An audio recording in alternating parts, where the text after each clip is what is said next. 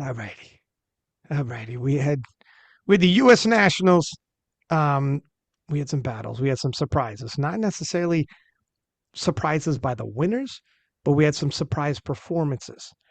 And what we're going to do today, we'll look back, recount some of the battles, recount some of the stars that stood out, and then also specifically give a mention on who made Team USA, which might be heading into Worlds the most potent team both on the men's and the women's.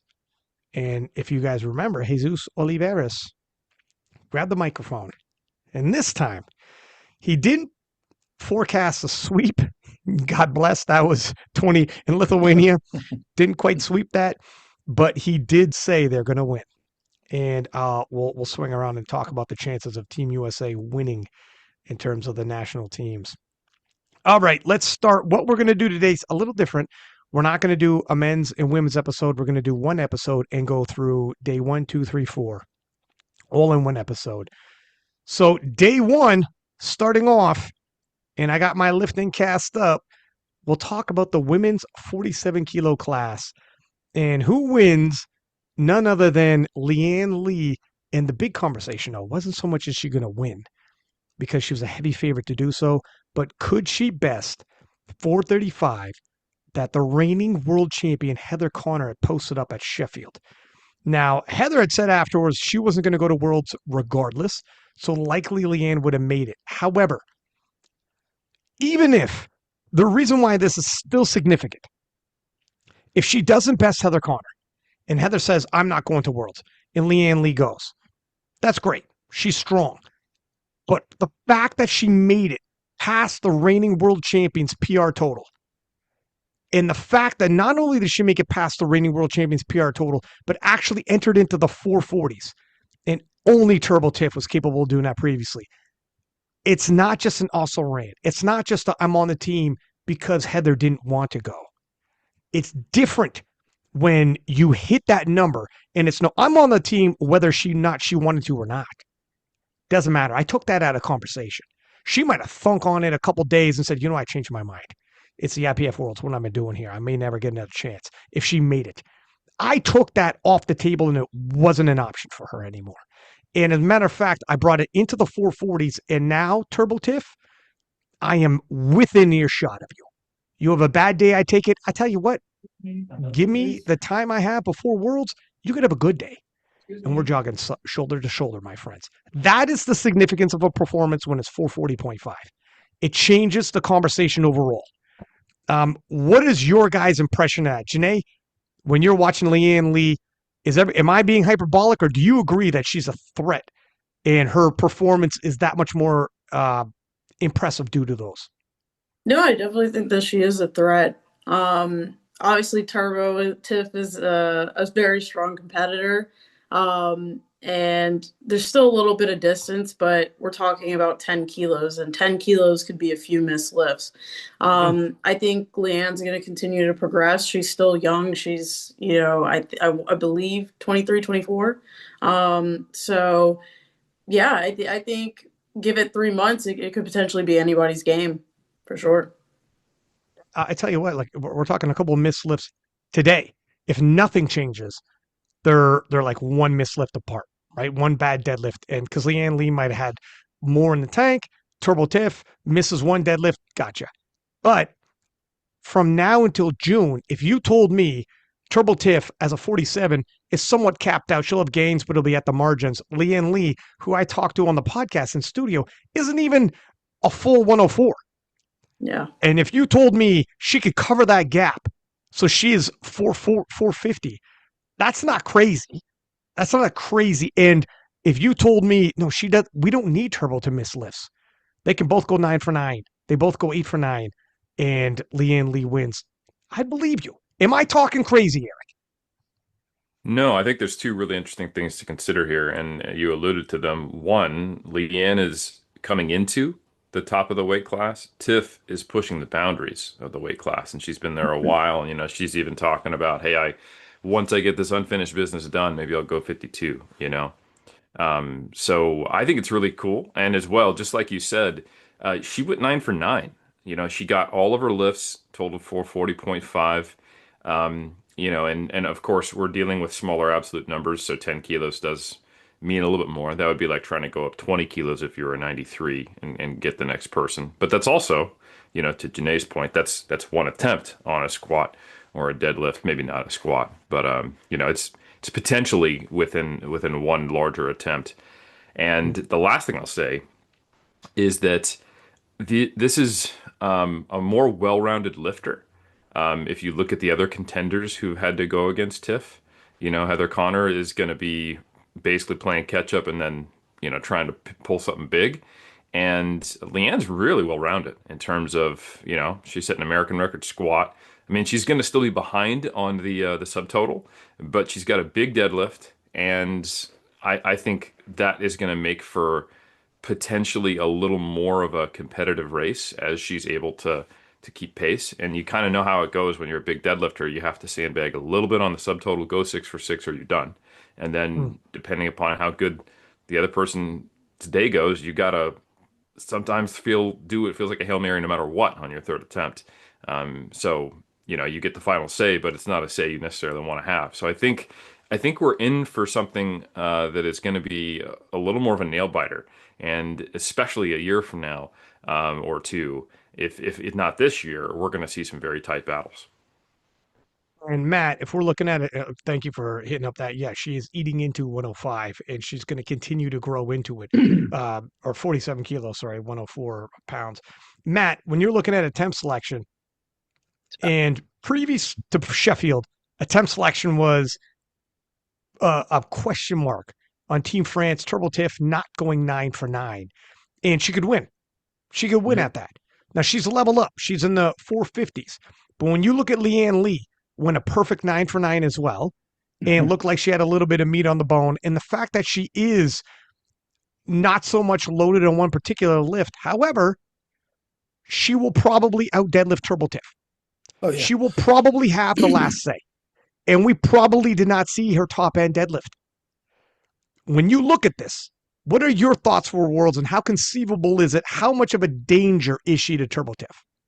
Well, she's a big threat, Ryan. If we go back 8 competitions for Leanne Lee, this is dating all the way back to 2023. In her last 8 competitions, she has only missed 3 lifts. So you want to talk about surgical execution and attempt selection? It's phenomenal, and I think it's the perfect union of high level athlete with high level coach. So you've got Leanne Lee paired with Marcellus Williams, and it's like this perfect recipe. And last we saw her was Avances, where she had, you hear me use the terminology signature performance, 9 for 9, hitting 4 PBs, et cetera. She did that at Avances. And then, of course, she comes right back at Open Nationals and does the exact same thing, right? To the tune of, a 5.5 kilo PB in the squat, a 2.5 kilo PB in the bench, which is a big deal at that body weight, continuing to chip away in the bench press. And then a 10 kilo PB in the deadlift. So just once again, exquisite attempt selection, surgical execution, and just a phenomenal performance. And so to your point, Ryan, where the France and Tiff and Penna, I came on the podcast and ate my crow and my humble pie, and rightfully so. They leveled up and kind of righted the ship. And so Tiff is in the 450s. Well, Leanne Lee is not far behind. And I think, again, when you get on stage with high drama and high pressure, and so down to who can execute the best, who can call the right attempts, put the right number, and it sets up for an unbelievable matchup at the World Championship. So yeah, I mean, hats off to Leanne Lee and her team craftsmanship with Marcellus, and I'm just ecstatic for them. They did a great job. Okay, so time is not our friend. We're going to move around, move up relatively quickly, but I'd be remiss of it and say Jocelyn Ang, young lifter, hitting 103 in bench press and attempting 108, and that was a highlight for me. She's a monster bencher, and I'm excited to see where that goes, because that was an unofficial world record she attempted. She's young, and we'll see what she could bring. By next year, she might be taking that unofficial. I'd like to see her at an international competition and attempt that again internationally. Obviously, North Americans, etc., is on the table. All right, I think she let's might still move. be a junior. Yeah, sorry, So go ahead. Go ahead. maybe we'll Is see she her still at a junior? Worlds. Okay, I wasn't sure. I wasn't sure her age. If she's Yeah, I'm possibly not really junior sure on worlds. that one, though. possibly Junior Worlds, if not Junior Worlds, North American. She has pathways for sure because she did come in second. So she's got a couple potential world teams or international teams. 52s, we got Vanessa Peneda totaling 432.5 and clinching the American team spot. Bench press world champion Jamie Fisher with 407.5 in the 52s. And Vanessa Peneda, Matt, to your estimation, what does that carry globally now at the World Championship? Yeah, I mean, it'll be really interesting to see, Ryan. Obviously, we're probably about a month away still. For those listening who haven't, who've been living under a rock, the World Championships have been moved from Dubai to Lithuania. The nominations won't come out for another month, so it'll be interesting to see kind of where Vanessa stacks up globally in terms of the nominations and does she have what it takes to find herself in those A group sessions. The total that was required for her to hit to make the national team, she had to to secure her bid, was she had to total anything over 410. And I think, Ryan, we talk about totals in the 400s, and now we've got, it's commonplace to see 47 kilos lifters in the 400s. And so the lifters at 52s, that takes it up just another notch. And we've got the likes of, of course, formerly Eevie Corgan dominating this class. And now the torch has been passed essentially to another Kiwi and Megan Lee Smith, who is knocking on the door of 500 kilos. So it will be interesting to see kind of where Vanessa finds herself once once the nominations come out. Will she be able to kind of make the cut and make that A group session? Because you've got the likes of, as I said, Megan Lee Smith and, Plume Deckers from the Netherlands and others. Vicky from, I'm sorry, she's a 47, but you've got, some other lifters in there as well. So it'll be interesting to see kind of where she stacks up. But I think this was Vanessa's meet essentially on the American side to lose. She executed well. She did what she needed to do, and she punched her ticket to Worlds. All right, let's move into the 57s. This is one I want to have a discussion on.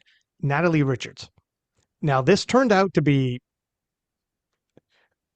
clash that could have been closer than we had originally thought. I was talking to Marcellus. Marcellus's sister was battling Natalie, and Natalie missing her third squat, and Marcellus loaded up 180 for her, which is only a 2.5 kilo PR, so it's totally within reach. If she would have hit that and bumped her total from 475 to 485, Natalie ended up with 490. All of a sudden, we got ourselves a full-on head-to-head battle, and all the other attempts change. You don't have to be as aggressive, and you're making different movements. The final pull, blah, blah, blah. I don't have to get into it. That miss was pivotal, and I know afterwards she looked back and probably was like, damn. On a day that Natalie was extremely vulnerable and I could potentially make it to IPF World Championships, I missed a 2.5 kilo squat PR. That was closer than we thought. Now, when you look at it, it's going to look like Natalie by a long shot. That 1/3 attempt squat could have changed everything. It could have changed everything. Janee, what was your impression of the 57s, first off? And then Matt, you might have some inside baseball from Marcellus on this, on that side, and then obviously maybe Steve DeNovi's told you about Natalie, but were you surprised on what you saw in the 57s? I wasn't too surprised. I expected Natalie to come home with the win. I think given they took a 15 kilo jump from her second to third deadlift, I mean, I think maybe she had 215 instead of 220, give or take a bit. So I don't know if I would say it was super close in that sense, that Natalie did miss out on a good bit of kilos with that last pull. And we did see Bria hit all her last lifts except her bench, which would only give her 2.5 more. Now, I think moving into the future, I think Bria could potentially, on her rate of progress, maybe we could see it at a point where next year or the year after that, it is more of a battle for that world spot. But I think it pretty much shaked out exactly how I expected it to. What I was saying actually is, I'll be more specific. I actually thought Natalie would win, but I thought she'd win by a bigger spread. Yeah. That's what I'm actually leaning to. I thought Natalie would be maybe not hitting a PR, but closer to where her previous PRs were. And then come Worlds be hitting a PR. Her leaving with 490 is going to be like in the 52s. We're going to see some action around there. In the 57s, we're going to be around 530. We're going to be maybe up from 530. And Yeah. Natalie was a world champion and best lifter in 2023. Um, are you surprised that she left with 490 and it was even part of the conversation that, oh my gosh, she might, this was closer than we thought, a couple missed lifts away? Yeah, I mean, I expected her to total in the 500s. I don't know how much that, I know she was injured and she was out for a bit. I don't know how much that's still impacting her. But I think by the time Worlds rolls around, we will see her totaling in the 500s. But unfortunately, everybody's getting stronger, everybody's getting more competitive. And so I think, yeah, I mean, I honestly think that the winning total might be 540 by then.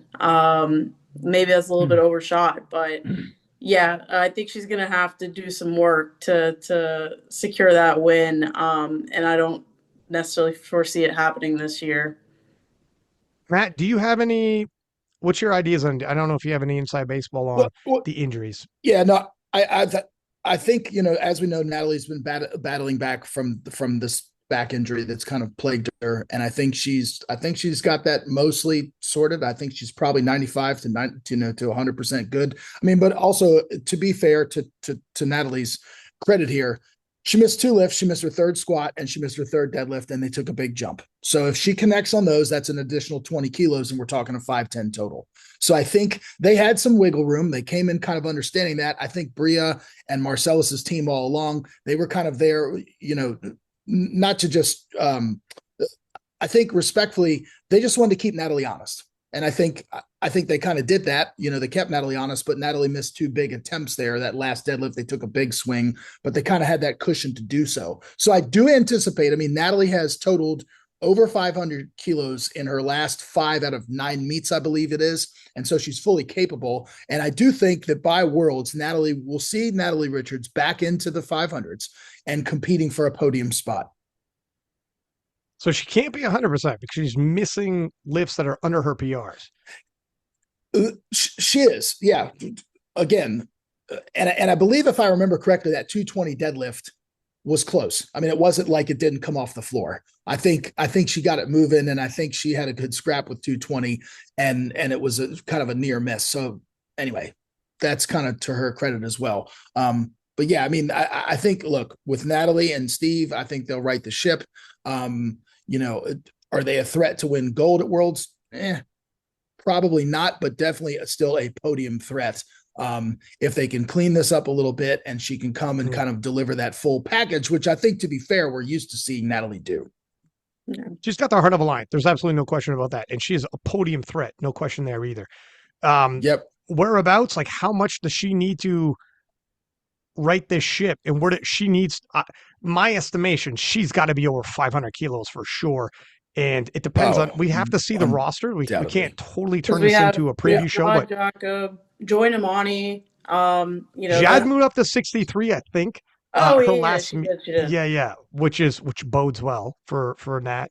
Yep. Yeah. But Joy Namani, Severnaldi's like a freaking murderer. But you have people popping up everywhere. It's Yeah. we got to wait and see who's going to end up. Eric, what are your thoughts here? Pretty similar to Matt. I think it's just worth pointing out that we know she's coming back from an injury, so that's coloring our interpretation of what we saw on the platform. Let's just say Mhm. she just showed up and did this, and there's another universe where she'd never been injured. Every time she's hit over 500, she's gone 8 or 9 from 9, and she hit 490 and went Right. 7 for 9. So I don't think it would be Right. that much of an outlier for us, and we might be like, oh yeah, she was a bad day. So I don't know enough to know the context or whether this was a lower, a lower top end. Because when she has gone 9 for 9, she's totaled as high as like I think 516 or something like that. 25, But yeah. yeah, and I think if she'd gone 9 for 9 today, based upon or today at P8 Nats, it would have been closer to 505 or 510 or something like that. So yeah, I mean, I think it's fair to say that she did not have the peak strength we've seen her on that day, but I don't know if it's due to injury or just due to the fact that the injury required time off from training. And if it is the latter, then I think she'll probably make some good gains because we got a Mm. fair bit of time before Worlds. So I definitely think she's a podium threat. I think they're with some of the lifters, moving up like Chad Jacob. I think she could make some noise. So I wouldn't be surprised if she's in the 500s and scrapping away for silver, bronze, or much like someone who's keeping her honest, keeping someone honest who's in gold too. Yeah, good point. You know what? When you said, I don't know if it's injuries or just coming back from injuries, so she's got a little ground to cover, but has some runway leading into Worlds. One person almost forgot. So yes, Jad Jacob moved out of the weight class, but someone who moved into it is Eevie Corgan. How Yeah, can very we good point. forget? And Eevie Corgan as a 52 wasn't far off 490. Eevie Corgan as a 57 she's going to be over 500. I would be shocked if she's not over 500 and herself a podium threat. It'll be good. We'll have some fights. So, anyways, yeah, that was a nice little battle by Bria Williams and Natalie Richards. Moving into let's move into the 59 kilo class on the men's side. And some people live up to the hype, and some people don't. Some people bring on the pressure. And my man, Mike Slavic, brought on all types of pressure, talking all types of shit online. And I'm there for it. I was eating it up. I was eating up that shit talking. I had to wipe my chin. All right. And he was made the 59 kilo class. That's a fucking hell of a picture in your head. The 59 kilo class is exciting again. We got an American who's strong, bold, and confident, smashing some huge weights. A European in the reigning world champion, Ivan Campano. And then, of course, from Indonesia, coming out of Asia, Wayu, which is phenomenal that we have three top end lifters. If you asked me who's going to win, I got to think on this. I don't know off the top of my head. I'm going to tell you, let me look at the training, the whole nine in the 59 kilo class, and they all represent a different region. So they'll all have a region cheering for them. Phenomenal for powerlifting, phenomenal for the 59 kilo class. But again, we hear a lot. It's one thing to talk a little shit and get a little spicy, Janee, but you got to back it up. You got to back it up. Otherwise, you're all hype and you get fraud checked eventually. And what were your thoughts here? I'll throw it to you first, Eric, and then I'll hand it to you, Janee, who I know you guys have the same coach and he's a teammate of yours. Eric, did my man back this up? Is this what you wanted to see from him? Absolutely. I think it's what first deadlift in the 300s ever by a 59 kilo lifter, if I recall correctly, 301, which is nuts. 8 for 9 day, and the closest anyone's gotten to, Sergey on the platform. So, and the one thing I can't help myself saying this, I love that he's bringing the hype. I love that there's intrigue. I love that it's going to be a battle. But what haters is he talking about besides like two other people who compete in the class with him? I'm sorry. Oh, There's no haters. There's you know what? there's You know what? I have received nothing but contempt and the hate. I love it. I I love love it it. when a lifter I love creates, that. the necessity Yeah. for there to be haters. But what's that old Eminem line like? All this hating, what did they like? It made it up. There's no such thing, and then I'm not going to say the next one because it's a misogynist comment. But like, I was listening to it. And I'm like, no one is sitting here talking about you can't beat Sergey Fedosenko's record. Like that is 100% not happening outside of the few other competitors in the class, which is the way it should be. But if my man needs that, or if he's purposely creating it to generate the I hype, think that I'm happy about it. I'm that's what it happy is. about it. All good.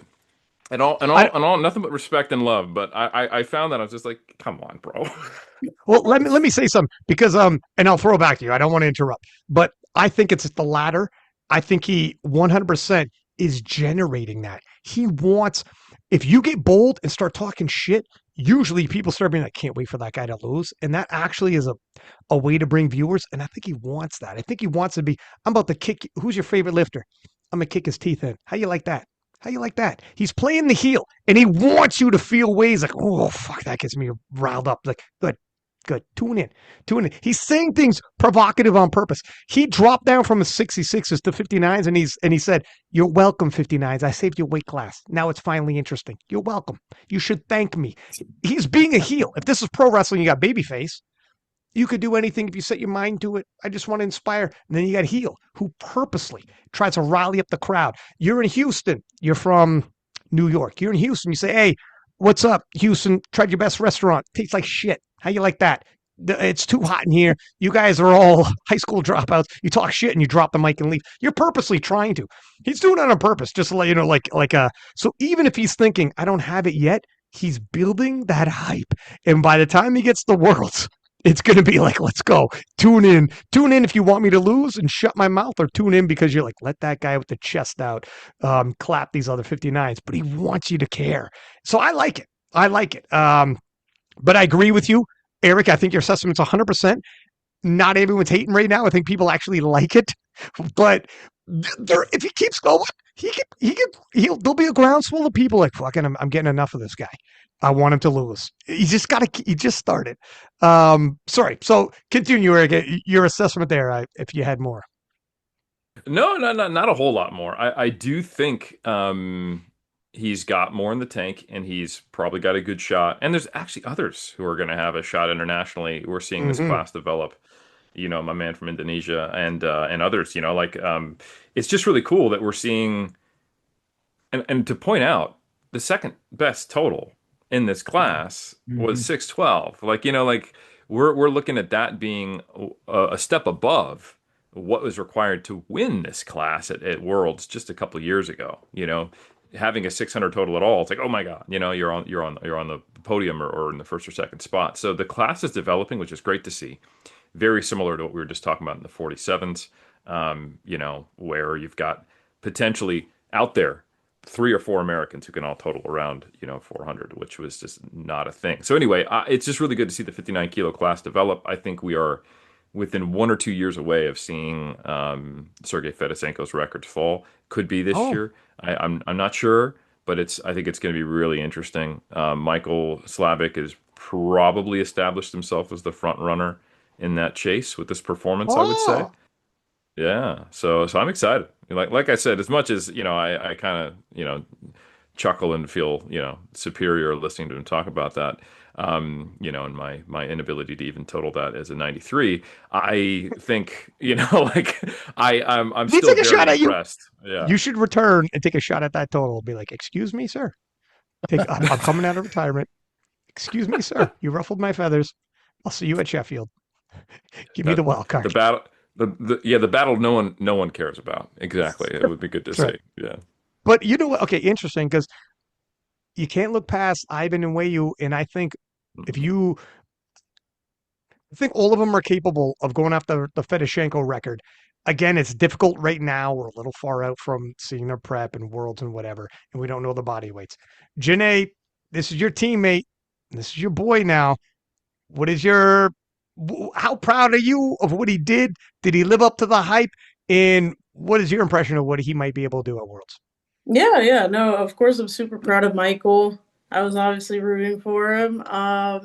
And I think that, well, I talked to Alex, our coach, and I was like, well, was the goal to break the world record? Da da da da. And I think they just wanted to secure like a good total going into Worlds. I mean, securing the second highest total in the 59 weight class is pretty impressive, especially when the world record was broken by someone who was popped for popped for some illegal stuff. But Right. yeah, I think that Michael's gonna kill it at Worlds. Obviously, I'm putting all my money on him. And yeah, I think as far as the total goes, I mean, we can look and see that he had more in the tank. And yeah, the thing is, like, I could kind of compare his deadlift to Leanne's in the sense that Mm. it looks really easy until it's not. When Mm. you pull like that, when you're super wide and you have that little just boop wedge. But looking at his pull, I definitely think he had more. I think we could see him pulling in the 310s by the time Worlds come. So yeah. Um, and is it also true the 69s will give you nothing but contempt since you've hit the scene and that Oh yeah, this speaking it's just relatable. that It's just I agree with Eric on that because I even talked to myself. I was like, I'm like, all right, who's hating on you? Like, you know what I mean? don't Because ruin his bit. Don't ruin it. Don't tread on his bit. Let him build. Let him build. It He'll was get on some haters CBS soon. we'll Sports. hate on the You grip. didn't Don't see worry on it? the Oh grip. man. But Yeah, it's on the news. People were just That's right. like, I'm Yeah. going to interrupt this weather report. Michael Slavic, I have so much contempt for this guy. I don't know you're Right, about that's it, right. man. Fuck this guy. And Mike's like, okay, all right, I see you. I see Yeah, you, I think Houston the weatherman. only That's Yeah. people, right. like you said, the only people I've seen hate on him are other 59s. And like the main one I'm thinking of is like, it's not even in the top, like, contention. So it's kind of It'll come. like, It'll come. I don't know if he's trying to like clout monger off the whole situation as well, No, no, no. but it's not really a good look for him when everybody likes Michael. It's like, who No, are no, no, no, no. Don't put a negative content. I like it. I like it. Don't do that. Don't do that. Listen. Well, obviously you can do that, but let me disagree. But let me say also this: Wayu from Indonesia, he saw Ivan Campano, who's the world champion, who's at Sheffield, and he saw Ivan Campano with his chest out, talking big, and he freaking called him. There's a video online of those two on a freaking call, and Wei was like, "What are you talking about, my man? What do you like? I'm going to be the one breaking the world record." And he was they had a call back and forth. Wei is extremely confident. You see my man dancing for like 15 seconds like nobody's in the room. I would love to be in that gym seeing a 59 dance like that. But before he hits the squats, he don't give a shit. If somebody sends him the translation of what Mike Slavic is saying, he for sure will push back. Let Worlds get a little closer. Let Mike keep that energy up. And when you catches a drift of that, oh, buddy, he will. There will be more. And Ivan is extremely a proud Spaniard whom he ain't backing out from nothing. When they called each other, they were respectful. Ivan was respectful, but it was a challenge call. It for sure was. I'll see you when I see you. Hats off to you. I got nothing but respect for you, but there can only be one type of deal. I'm paraphrasing. But they're like that with each other. And Yeah. when they get they might not have been focused on Mike. Now they will. That is going to make its way to those 59s. And all the Spanish in Indonesia and maybe even the Asian region are going to be like, clap them. Clap that American with the big mouth. I can foresee. I think Mike's got to go 10 toes down and double down on this, not lay back. Oh yeah, and But I don't think anyways, he would not do that. double down, Mike. If you're hearing this, double rate down.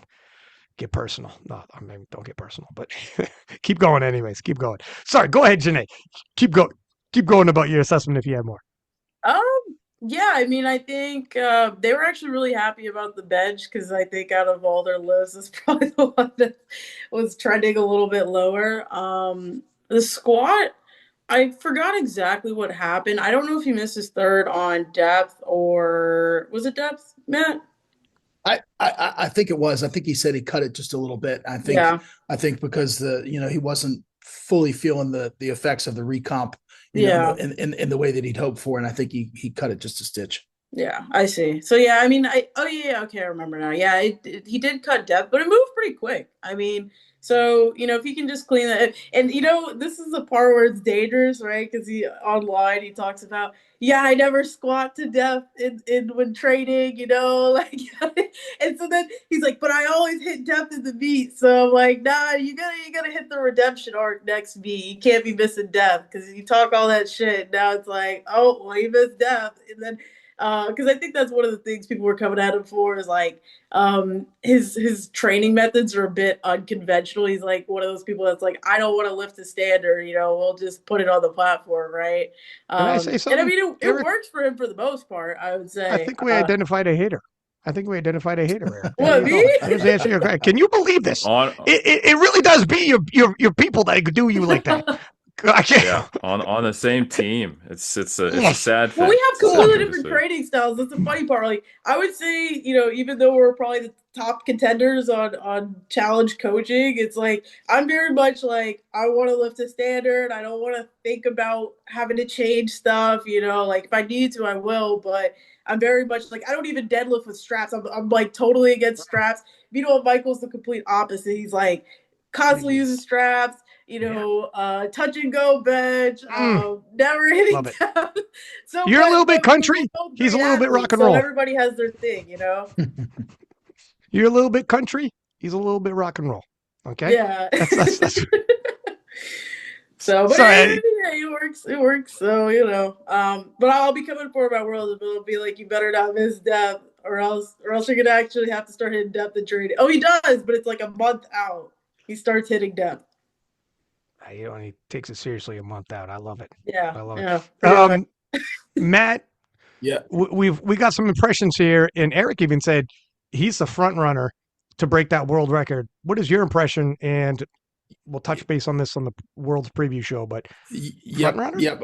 I'm gonna throw in just some interesting factoids, and this is just me giving information. So if you look back at Michael's career, first of all, congratulations, fantastic performance, 8 for 9, hitting the second biggest total we've ever seen. He's 97% of the way there, and if we add in his final squat, he's 98% of the way there in terms of being right on par with Fedosienko's world record. So he's inching closer. What we've seen Michael compete 9 times. If you pull up his open powerlifting, and I don't know if there's any history before those 9, but one thing that I thought was interesting is a few things. First of all, this is only his second meet at 59. And in both of his 59 meets, he's missed his third squat. So I'm guessing, again, and I don't have any information, presumably, that both of those misses came because of the cut and the lack of being able to recompensate and reconstitute in time, the leverages changing, the belt not fitting the same way, et cetera, et cetera. So giving him credit there that's probably, I mean, he said as much this time. So I can only assume that that's probably on par with why he may have missed the last time he competed at 59. But so that bodes well for him in that he's only done this twice. So every time, Ryan, you always use the point, every time you do this, every time you run a cut and cut into the weight class like this, it's data, it's information. And so he can, he's sharpening his sword as a competitor, and part of competing is making weight. As a matter of fact, it's the first step of competing is making weight and getting that cut right, which Eric can pontificate much greater and with far more wisdom than I can. The other thing that struck me is that he's competed 9 times, and 6 of those 9 have been in the state of Texas. So, Janee, do you know if he lives in the state of Texas? Yeah, we both went to right. A&M. Okay. He's still at A&M. So gotcha. Right. So he lives in the state of Texas. He's competed in Texas 6 times. This was the furthest travel that he's had to do because he's competed in Oklahoma, he's competed in Georgia, and now he had to go to Nevada. So I'm thinking that this is probably the furthest trip that he's had to do. And look, he did well. He went 8 for 9. Now he's got to go to Lithuania, which is overseas. It's out of the country, completely different story. Not saying he can't reproduce this. So don't think I'm hating, because I'm not. Because I think, look, the data is the data. Haters are everywhere. He is when the nominations come out, he's going to have the biggest total. So he'll probably be nominated in that pole position, right, at Worlds. So he'll be nominated in first place.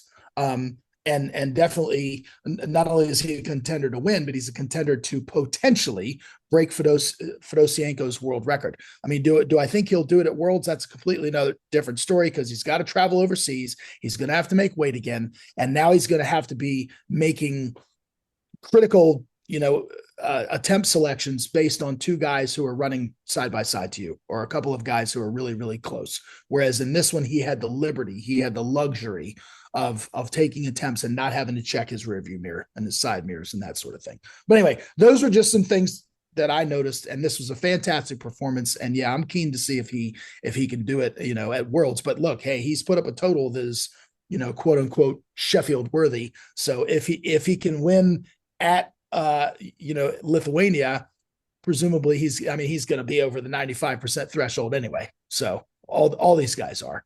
So it's exciting to see. Yeah. 59s are hot. 59s are hot again. And I'm here for it. All right, let's move on to the 66s. And we had a bit of a surprise here. Coming in, we had the returning champ, Avery Jackson. We had a lot of people putting a lot of hype on, and rightfully so. Jonathan Garcia, whom is a former world record holder, multiple time world record medalist. We've had, there was a slew of excellent, the return of Brian Lee, Morgan Aquino Garcia, who's pulled off some massive upsets and winning national titles himself. I mean, this was a very thick roster of 66s. And in the end, Austin Nikolai emerges. And while the talk could have easily been, what are we saying? Are we saying 720s? Are we saying 730s? And those are numbers that these gentlemen are capable of. 100%. They're capable of 720s, 730s. However, 710 won it. And we're used to seeing that when it's a close battle. People reach, overreach, miss, what have you. A lot of things can happen on the day. I'll throw it to you first, Janee. What are your thoughts on the Battle of the 66s? Surprise to you? Yeah, I mean, I think we all put our money on Avery in the preview show, so I guess we're all losing money there. But That's right. Yeah, if you yeah, came on and were like, no surprise, I'm like, well, okay. yeah, I'll no. go back and delete that. But no, congratulations to Austin. He definitely deserves a spot. I think it is worthy noting. So I said in the preview show, I was like, hey, we need to look out for Revelio, and also Evan Hawk was in the B group. I think he placed a little bit lower, but yeah, I mean, Revelio ended up totaling 710 as well. And it sucks being in that B group because yeah, you're up to the like basically Austin only had to go and match his total and win on body weight. Right. Now I can't really speak to the RPEs of each of their meets or whatever, but I think that moving forward, it's hard to have a true battle when you have it split like that. But next year I think we'll see all of them pulled back together. 710 now. I think Kajel, he's planning on staying 66, correct? Shell. Yeah. Or Joe, excuse me. Shell like the gas. Do you guys have Shell gas stations in the US?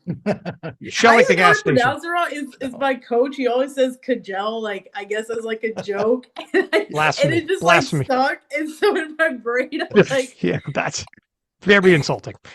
No, I'm joking. maybe a little bit, but all with love.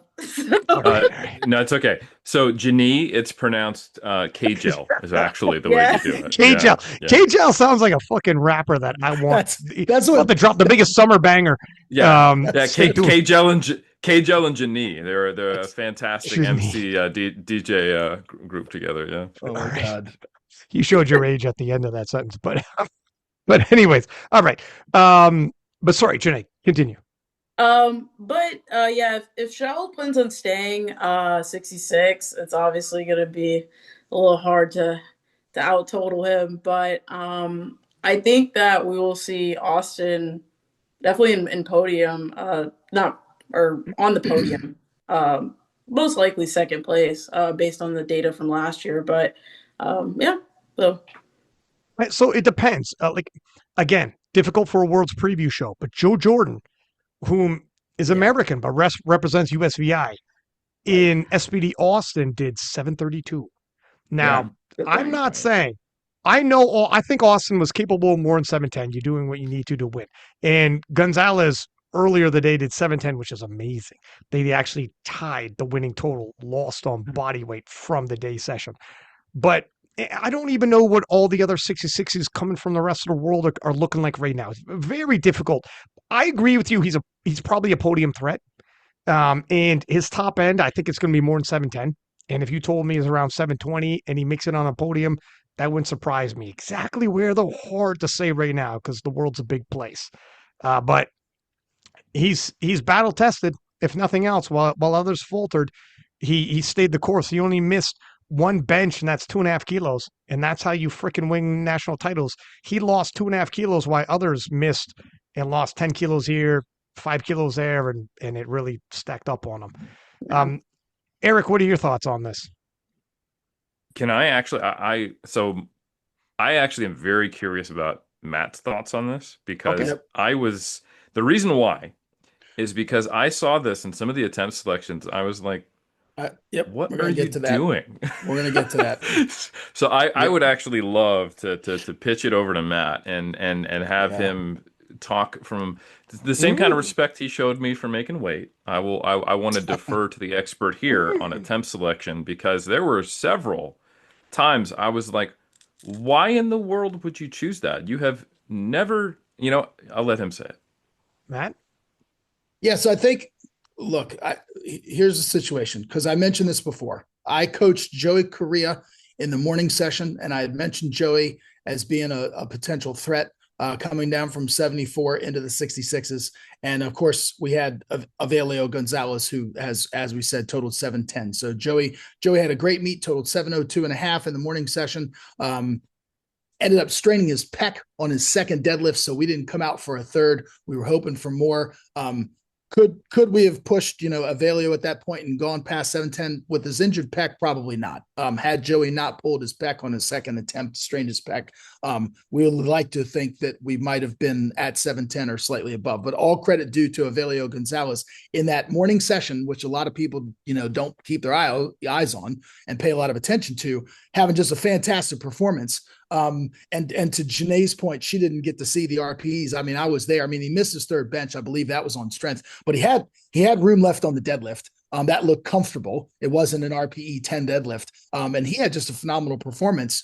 8 for 9. Now, interestingly, he weighs in at 66 on the nose, but he's the pace car, if you will, putting up a 710 total in the morning session. And then in the evening session, so we had Joey and Avelio in that morning session. And then in the evening session, we had about 5 lifters, who were kind of going at it. We had Avery Jackson, Brian Lee, Austin Nikolai, Morgan, and of course, Jonathan Garcia. So did I count wrong?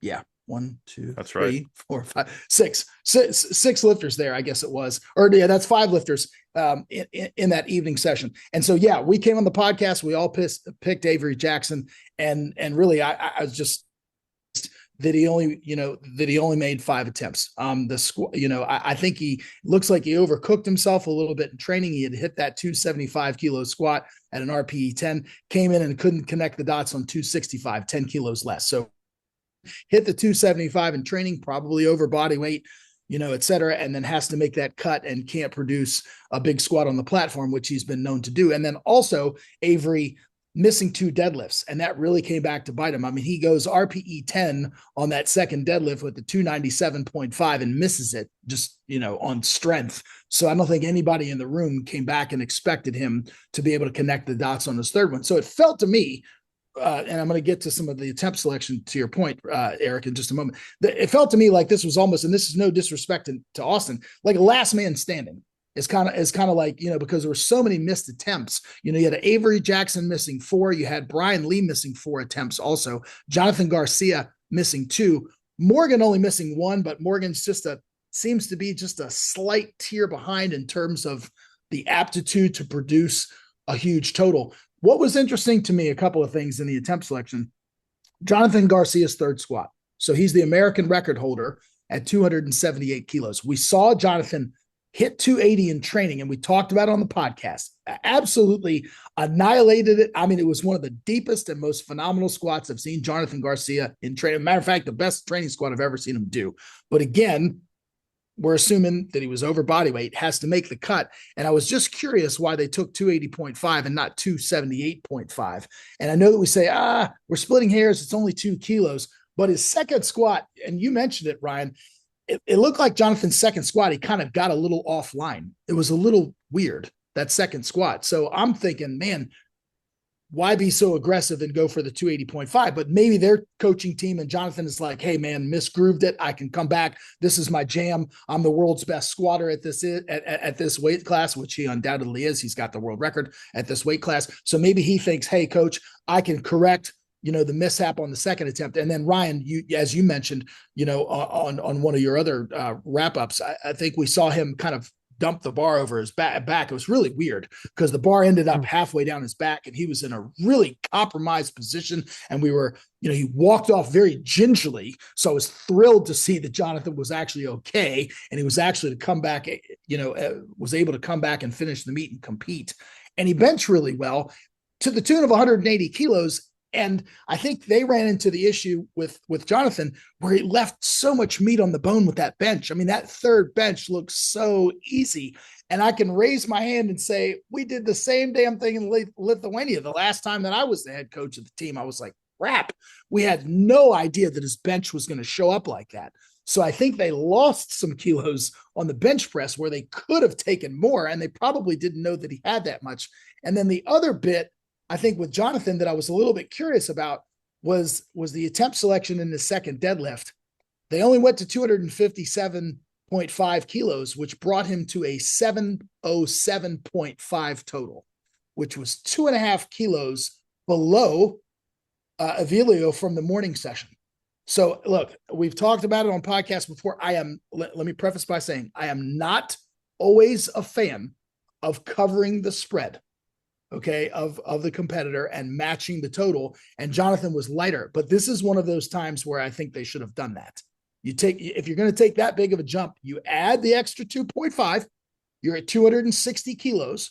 Presumably that's a deadlift he's going to make the 257 look comfortable. And now you're in first place right now without even having done your third deadlift. You're already in first place and everybody's coming after you versus, hey, Avilio is still in the lead from the morning session. So that was a curious attempt selection to me. And then they took a big jump to 270. And as we know, unfortunately, the deadlift has been Jonathan's, Achilles heel, so to speak, where he's got the hip and back and body strength, but it's just the grip and it's the hands. And he's, it's really hard for him to connect the dots on that third pull. So that was kind of a curious thing for me. And so Austin is kind of sitting there with all these other people missing. The Brian Lee's missing, who missed 2 squats, misses a third bench, obviously going to load up for the deadlift, but he's missing. And there's Austin Nikolai and Marcellus Williams' craftsmanship, right? Surgical, executing well, attempt selections on point, and they make 8 lifts, and they're the last person standing, and they're laughing all the way to Lithuania. Eric, I think it's worth noting too with Garcia's bench, because I noticed, I was like, why was his bench so easy? But he did switch his technique week of. If you notice, he was using that sink and press all throughout prep, and like there was memes coming out like, oh yeah, that basically saying he was gonna shit the bed on bench, and then he was like, all right, I'll show you guys. But I mean, honestly, yeah, I was surprised too. It even showed up that strong, but I guess they just have that taper down. Yeah, and I'm really glad you mentioned that, Janee, because that's an excellent point. And pardon my faux pas, is I think to Jonathan's credit, they came in kind of not knowing, hey, where's the line? How are they going to judge this thing? And so perhaps they were being a little bit conservative in the bench. Am I going to be able to perform this lift to standard? And oh yeah, by the way, he did, and made it look so damn easy. So he didn't get any red lights. He didn't get any calls for bench depth or anything like that. So, there was more meat on the bone on the bench press. And so he lost out on some kilos on the subtotal by not taking more on the bench. And then, of course, missing that big third squat. And as we know, that's where Jonathan builds his total. Yeah. So he's not going to be one of those guys where, like a Michael Slavic, where, hey, at Worlds, Michael's going to put on the bar whatever he needs. You know what I mean? We don't have that luxury with Jonathan Garcia. He's got to front load his total through the subtotal and then just literally and figuratively kind of hang on for dear life at the end there. And part of hanging on and for dear life is making 3 pulls. And so that's why that was a little bit curious attempt selection for me. So that's kind of how I saw it shaking out. Eric, was that what it was for you as well, where had he bumped it, he would have been in first place? Then Nikolai, everything changes after that. He doesn't have to take a massive, huge swing at the end like he did, and blah blah blah. Right. Yeah, I think there was. Yeah, Matt said it well, and probably was nicer about it than I was, because I was frustrated watching it, to be honest. There was 2 things. One, I thought Avery just did not adjust to the realities of his strength on the day. Right. Like based upon his opener, it looked like he really even struggled to control depth. I would have gone 5 or something like that. And then just seeing how the next one went, and maybe only gone 2.5, maybe 5 again. I'm not sure he would have had 2.5 less than he missed. I think the squat strength just wasn't there, and that's okay. You take what you have, though, which I think is critical. And then the deadlift, that second attempt was, I think, equal to anything he's ever hit on the platform. He just didn't need to do that. And I think right there's a version of this where he makes better decisions, unfortunately, and maybe came in with the win. But then I also think Jonathan Garcia was in a similar position. I didn't understand overshooting on the squat. The bench, I think, makes a lot of sense given the bench rule change. But yeah, and I agree. Like, you don't cover the spread when you're in a head-to-head battle and you have a sitting duck number, and okay, if I'll put that there, at least now I'm the number, with my second deadlift, which would have been an even lower number if he'd gotten his third squat, which I don't know that he would have. And then the deadlift that Jonathan Garcia picked to go, I mean, I guess they're thinking everybody's got more, but I don't think he's ever pulled that much, so right. I had a really tough time understanding like I wasn't surprised that he missed his third deadlift. Not to be rude, just based upon his grip history, but it's just I think it's like 5 kilos more than he's ever pulled. So Correct. I was looking at that and I was like, these are two people who, in my opinion, lost the meet based upon attempt selection, or at least the opportunity to, because obviously they both can't win. And it was I found it frustrating and I found it avoidable. And I'm critiquing watching from afar. At least Matt's at the meet on a different day, so I'm sure there's things I'm missing, but it's just tough. It comes from a place of wanting to see people be at their best and knowing that they can have the agency to do so. So it was hard to watch just from a coach and an athlete perspective. But to your point, 5 kilos up on his final pull would have put him in first, and then forced everyone else to hit their third. More than that is banking on. I think they got more in the tank. We need more. But sometimes, if you're like, we don't know if you have more. You've never pulled this before. You've pulled 5 kilos up, so load up 5 kilos, put you in first, and see what happens. But it is what it is. Yeah. Anything else for the 66s? All right, let's talk about the Sir. 74s because my God, did Elliot Sykes drop a bomb on everybody at 19 years old? For him to total 852.5, and not only total 852.5, be number 2 all time on dots, number 2 all time on GL points, and win best lifter as a 19-year-old. Talk about don't get clapped by a junior, don't get clapped by a teenager. All of the American men. Insane performance, 852.5. Herc was in his 20s, somewhere there and about, when he did 851 and put everybody on notice. He's now the pound for pound king. Elliot is a freaking teenager. Last year, slept in a race car bed and watched Transformers Sunday morning. And now is the best lifter at American Nationals. Is freaking crazy he's this young doing this. What are your thoughts on the 74s, Eric?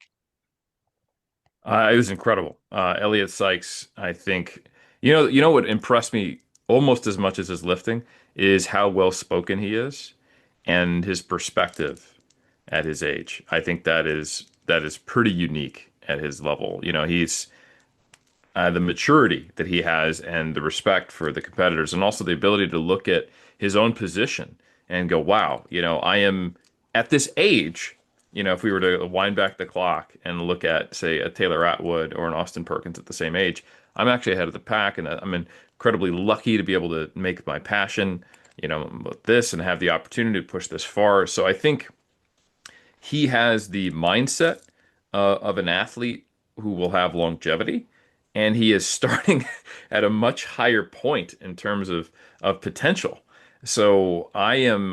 It's kind of just like I'm not ready for it. The powerlifting world is moving too fast for me, Ryan. Taylor Atwood was too far ahead of the pack, and everyone got uncomfortable. And then we got Perk, and now we have this, and it's just making me uncomfortable. And as an old man, the world needs to slow down. All right. No, but in all seriousness, I think it's incredible, and there's more meat on the bone, which is cool. And he is just at the beginning. So I think we I am like, are we gonna get the battle we never got between Taylor Atwood and Perk, with Perk versus Elliott, where they are maybe both still around their peak, and there's going to be a true kind of passing of the torch rather than just kind of, we missed each other by a year and there was some federation changes and the Sheffield made me not want to push it to the limit, kind of all these circumstances that prevented the clash of the two Titans. Are we going to get these? I really hope so. So we're gonna move a little quicker and we're gonna move on to the other day. Let me just ask, let me throw this out real quick. It's a yes or no. Don't belabor the point because we got to pick up the pace of Stitch. But by next year, is Perk and Elliott an actual battle? I'm not saying Elliott bets them, but I'm saying, can he apply pressure where Perk is coming out for his last pull and he cannot balk on he's not locking this up on his second? Yes or no? I'm going to throw this to you first, Matt, by next Nationals. Yes. Janee? No. Oh, hater. Eric? I have nothing but contempt for the That's right. 59s. No, yes, yes, yeah. All right, let's move it on. Um, day two, and it is the return of Megan Scanlon. I think, Matt, you should take this because obviously you and your wife were handling Meg, and we'll have some insight on this. Yeah, look, Meg didn't have to be at nationals. So first of all, I just want to give her a hat tip and give her credit for coming. Right, she could have used her total that she hit at Sheffield, and that would have been good enough because we knew that Christiane Hazard wasn't able to make it, wasn't able to apply pressure, being there because she withdrew to an injury. So Meg essentially what was in fact running her own race, and I think to Meg's credit, so she showed up and she put up a phenomenal total. She had an outstanding performance at this body weight. So again, it's more data points, it's more opportunities for her to compete, and most importantly, this was for her to test drive her bench press under the new bench press rules. And I think she made that very clear, Ryan, on your wrap up with the White Lights media immediately after. So she hits a PB in the squat. We weren't able to connect on that third bench, but I don't think it was necessarily a bad number. Just wasn't there on the day. And then she hits a PB deadlift, a 222.5 kilo deadlift. And so her 563.5 total, I think when we look at it, is only like 2.5 or 3 kilos under, or 3 kilos, I believe it is, under an all-time best at this body weight. So she comes off of Sheffield where she didn't have the performance that she wanted. She's able to, she said she didn't really want to get the sour taste out of her mouth. It was more just kind of coming in and, and test driving this bench, but she does kind of get the sour taste out of her mouth. Hits an American record in the squat, bench as well, and hits a deadlift PB. And so, I'm ecstatic for her. She's a class act. She's a warrior. I love Meg Scanlon. I love her team. I love her coach, Kelly Mann, out of Performotion in Australia. And I think this was good for Meg to do this and say, hey, to raise her hand and say, I'm not going anywhere. And so, she can come back and hopefully apply some pressure. And look, this is an opportunity, as I said, for her to bench under these new rules. You've also mentioned it, Ryan. Do the other 63s globally have that opportunity coming into Worlds, have the competitive on the platform opportunity to kind of test, to this new standard. And so Meg was able to bodes well for her heading into Worlds. It'll be interesting to see how the other 63s adjust because it will impact Kiara. It will impact Alba. Alba on the surface, 582.5, phenomenal. But let's see what happens come Worlds. There's still some question marks to be had. So we'll put a pin in that. Obviously, we've got a Worlds preview around the corner, but your assessment for Meg's performance, yeah, she got some data points and it was worth her while if this is where she wants to go. Moving into the 69s, obviously, we got the queen of the 69s in the land of the free. Janee, how did your day go? You won the battle of the 69s on your second dead. You talked about it a little bit on the recap show live in studio. It was a bit of a relief, a bit of, oh my God, we did it. We're going to Worlds. And then one more dead, maybe on a different day when you thought, no, we still need it. But you had admitted, hey, look, the battle was won and I'm going to Worlds and I'm half celebrating already. A bit of an adrenaline drop, but walk us through your day. How was that for you? Yeah, so I mean, we started off the day pretty good with squats. I hit a 10 kilo PR on squat, so you can't really complain about that one. I think given that squat was so hard, it really did take a lot out of me, especially coming in. My back wasn't 100% healed. It was like, all right, good enough. And then it was just pain the rest of the day. But yeah, so with bench, that last one, it was just a funky bench. Like my foot just slipped, but I matched my previous meet PR, so I'll take it. And then moving into deadlifts, I was in a bit of pain, but it was kind of like one of those things you just go through it. I hit 235 on my second, and honestly, it moved pretty good. Like I thought, oh yeah, 245 is probably there. But yeah, just given all the factors of like, I legit think my body just was trying to protect me. It just kind of shut off and said, and I'm glad, in the grand scheme of things, I'm so glad that I actually didn't complete that lift, because had I done that, I think like I'm already super fried. Like I couldn't even pull two reds a few days ago. Like it was bad. Like and so had I Celine's like pulled listening to this. Run it 245, back. Run it back. Right. Sorry, go ahead. but had I pulled 245, I think I would just be toast. Like and so but yeah, I think I ultimately at the end, I was like happy, and then the more I kept thinking about it, I'm like, damn, like part of me feels like I dropped the ball and it was a little bit like out of my control just with the injury stuff. It was my goal to at least hit 580 to 590, and obviously I didn't do that. But I can't really beat myself up too much about it. Like right now, it's just like, all right, first priority, get healthy, pull back a little bit. Don't, and for me, that's hard. It's like, I like to trade hard. I like to trade heavy. But rehab right now is the best bet as far as like, all right, we need to get to Worlds, and it's far away, but not that far away. It's 3 months, a little bit over 3 months. So, um, but yeah, I mean, the goal was accomplished. I'm sure probably everybody saw my video or our video, me and Celine talking afterwards. So there's no beef, guys. No beef, no beef.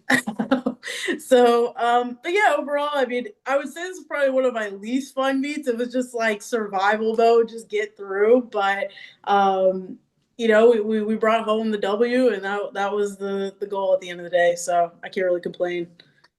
First off, that third squat was freaking monumental. I got Epic. fatigued after Yeah. watching that one. I got like that was you got heart, kid. You got heart. Don't let anybody tell Thank you you don't have heart. And Celine actually posted that video saying, "Here's my take on the beef of this in the 69s. I don't normally do this, but here's a video." And it was like Rick freaking Astley. Rick Yeah, Ashley, the Rick and roll. she goes, Yeah. I got over 1,000 people Rick rolled. So don't tell me that the trash talk doesn't hype things. To Janee's point about I'm trying to bring viewers, I'm making it entertaining, you're welcome. Don't tell me that it doesn't work when Celine, who like didn't really clap back but kind of leaned into it in a funny way, anyways, got 1,000 people to click that fucking link. That's probably the most link I, clicks she ever got in one of her stories. I Matt, clicked it. I clicked it 3 times because I yeah, was you did. like, "Am I going to Yeah, the you wrong did. link?" Yeah, you Like, were. Yeah, you were. You got Rick I'm rolled like, three "Where?" times. I'm like, You "What?" inflated. She No, got you I three admit times. she did. She got But me. and she took a while afterwards. She's laughing about it, whatever.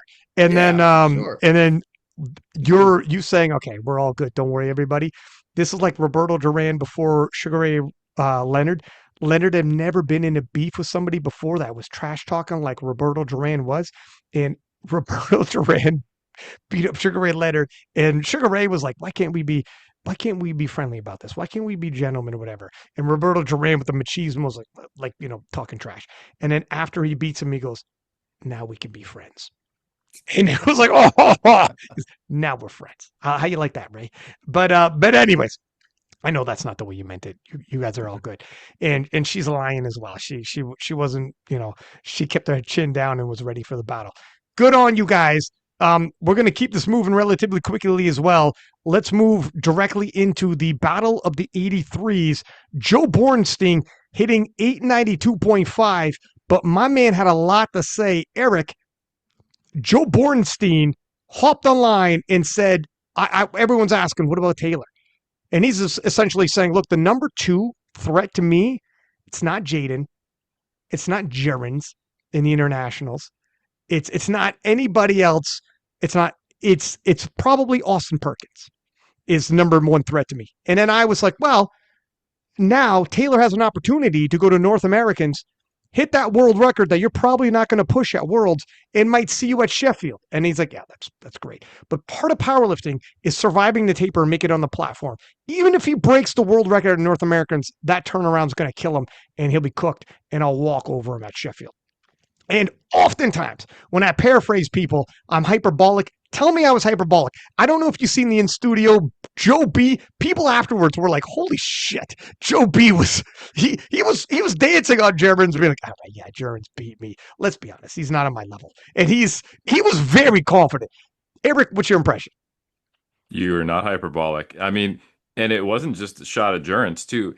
He prefaced what he was going to say about Taylor by saying, now, I'm not saying he's washed up. And if you have to say that, that's like me saying now, not to be an asshole, but go fuck your mother. Like it's Yeah, kind of yeah, like yeah. Your it's fucking not mother. that How's bad, that sound? you Yeah. know? Yeah. Not no offense, but you're a piece of shit. Like it's like, oh, okay, cool. So he basically said there's no way for Taylor to make the turnaround. He won't be good for it, and he's a non-factor. He's too old. And I took offense at that personally. So I know Janee is holding it down for team born after 9/11 and stuck on our phones, but I get it that Joe's there with it and he's like eat the old kind of deal, but I just don't think it's actually true that Jurgens is that much of a non-threat, nor do I think it's true that Taylor can't hit a peak. I don't think we have far nearly the data points to suggest that. And we've just seen too many comebacks, right? So I love the confidence. I know Taylor is and Jurgens are going to be piping hot in their responses. Mm, And I thought it was really interesting. He actually gave arguably like out of all the potential people who were not just Perk who were 74s, the most potential for who he's scared of is Ade, you know, well, which hang on one sec. What he did say though, he was like, but let's be honest, my man can load up for that win, but is it really close? Anyone can load up for the win and keep missing. He never hits that third, and he's not going to hit that third, and he's sort of it was no, it was the thorny olive branch, that's for right. sure. Okay, okay, there it is. Right. Yeah, You prick your yeah, hands grabbing that olive branch. Thank you, yeah. thank you. Yeah, you have the potential. I mean, you can't do it, but at least out of all these other old guys, your young ass can potentially Yeah, do yeah, it, but you're a terrible deadlifter. You never complete. Is more of what yeah. he said. So no, he didn't just take shots. He like double M16 like action movie 1990s and just emptied the Yeah. clips. Um, fucking, I love it. Obviously, he's showing for a guy like Taylor, who forever, when he was the pound for pound king, was the guy people want. Like everyone's gunning for him. He's so cocky. Let's knock him down. He was that guy. Let's see him get knocked down a peg. And now that he's the elder statesman, you have a younger, bigger, stronger guy bullying, talking shit. He's now the sentimental favorite in terms of man, like all of a sudden. And all Taylor's got to do is just stay in his lane and be like, I do the Eminem 8 Mile. I am 30. I am no fuck it. No, I am 40. I am past my prime. I am constantly injured. And I'm the guy who's gonna make you pull your last pull. And I'm the guy who's gonna take your world record from you, and I'll see you at Sheffield. I am all of those things. Lean into it. Don't lean against it. But 100% agree. I think the rivalry, it ain't over. It ain't over. And those Europeans, more specifically those two Brits that he's talking about, Germans ain't gonna take that laying down. Eddie ain't gonna take that laying down. Okay, all right. They say, and they have said openly, I don't care about your total at US Nats. You come to Worlds and it drops 5-10 kilos, and that's a fact. So whatever you did at US Nats, let's subtract 10 and tell me I can't catch up to that number. That's what they're telling themselves. That's what not only they'll tell themselves, that's what they'll tell you. Proof is in the pudding. I love it. I love a little bit of spice. So and Taylor will stand 10 toes down and go to North Americans and try to force something crazy at Sheffield. And if Taylor takes that world record, my God, he's going to have something to say walking into that Sheffield, and things are going to spicy because there's still a little bit of that pound for pound king in him. Like, all right, is that much time passed? Is that how they talk about me?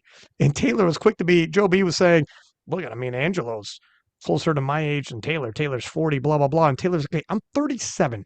Angelo's like 4 or 5 years younger than me. Why are we talking like I'm older your guy's grandpa? Why is that happening right now? But anyways, we'll see what happens. Again, I mean, he's a big, huge front runner, won by a country mile. God bless. And there's a reason why he's this bold.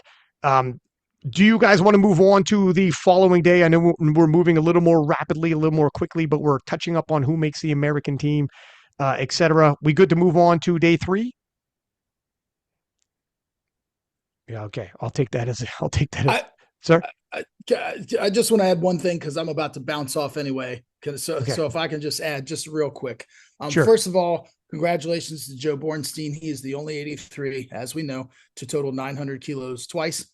So he is, you look at all the data points. He is the strongest 83 in the world. He is in the pole position going into worlds, all these things. I will stick up for my man Jurns. Okay. Jurns is, and I'm a Taylor Atwood guy. I was going to coach Taylor Atwood at this meet. Taylor and I are family, just like I'm family with Jurns. So I'm going to paint very fairly and objectively on both sides of the line here. Taylor has totaled 876 kilos. He did that at last nationals. We saw Joe Bornstein's total drop when he traveled overseas and compete internationally. We saw Taylor Atwood's total drop 10 kilos when he went to NAPFs, right? What did we see from Jurns Kingamo when he went to China in a flight with 5 people? We saw his total go up. Exactly. Jurns Kingamo is the number 1 contender to Joe Bornstein's throne. Make no mistake about it. He is the number 1 guy.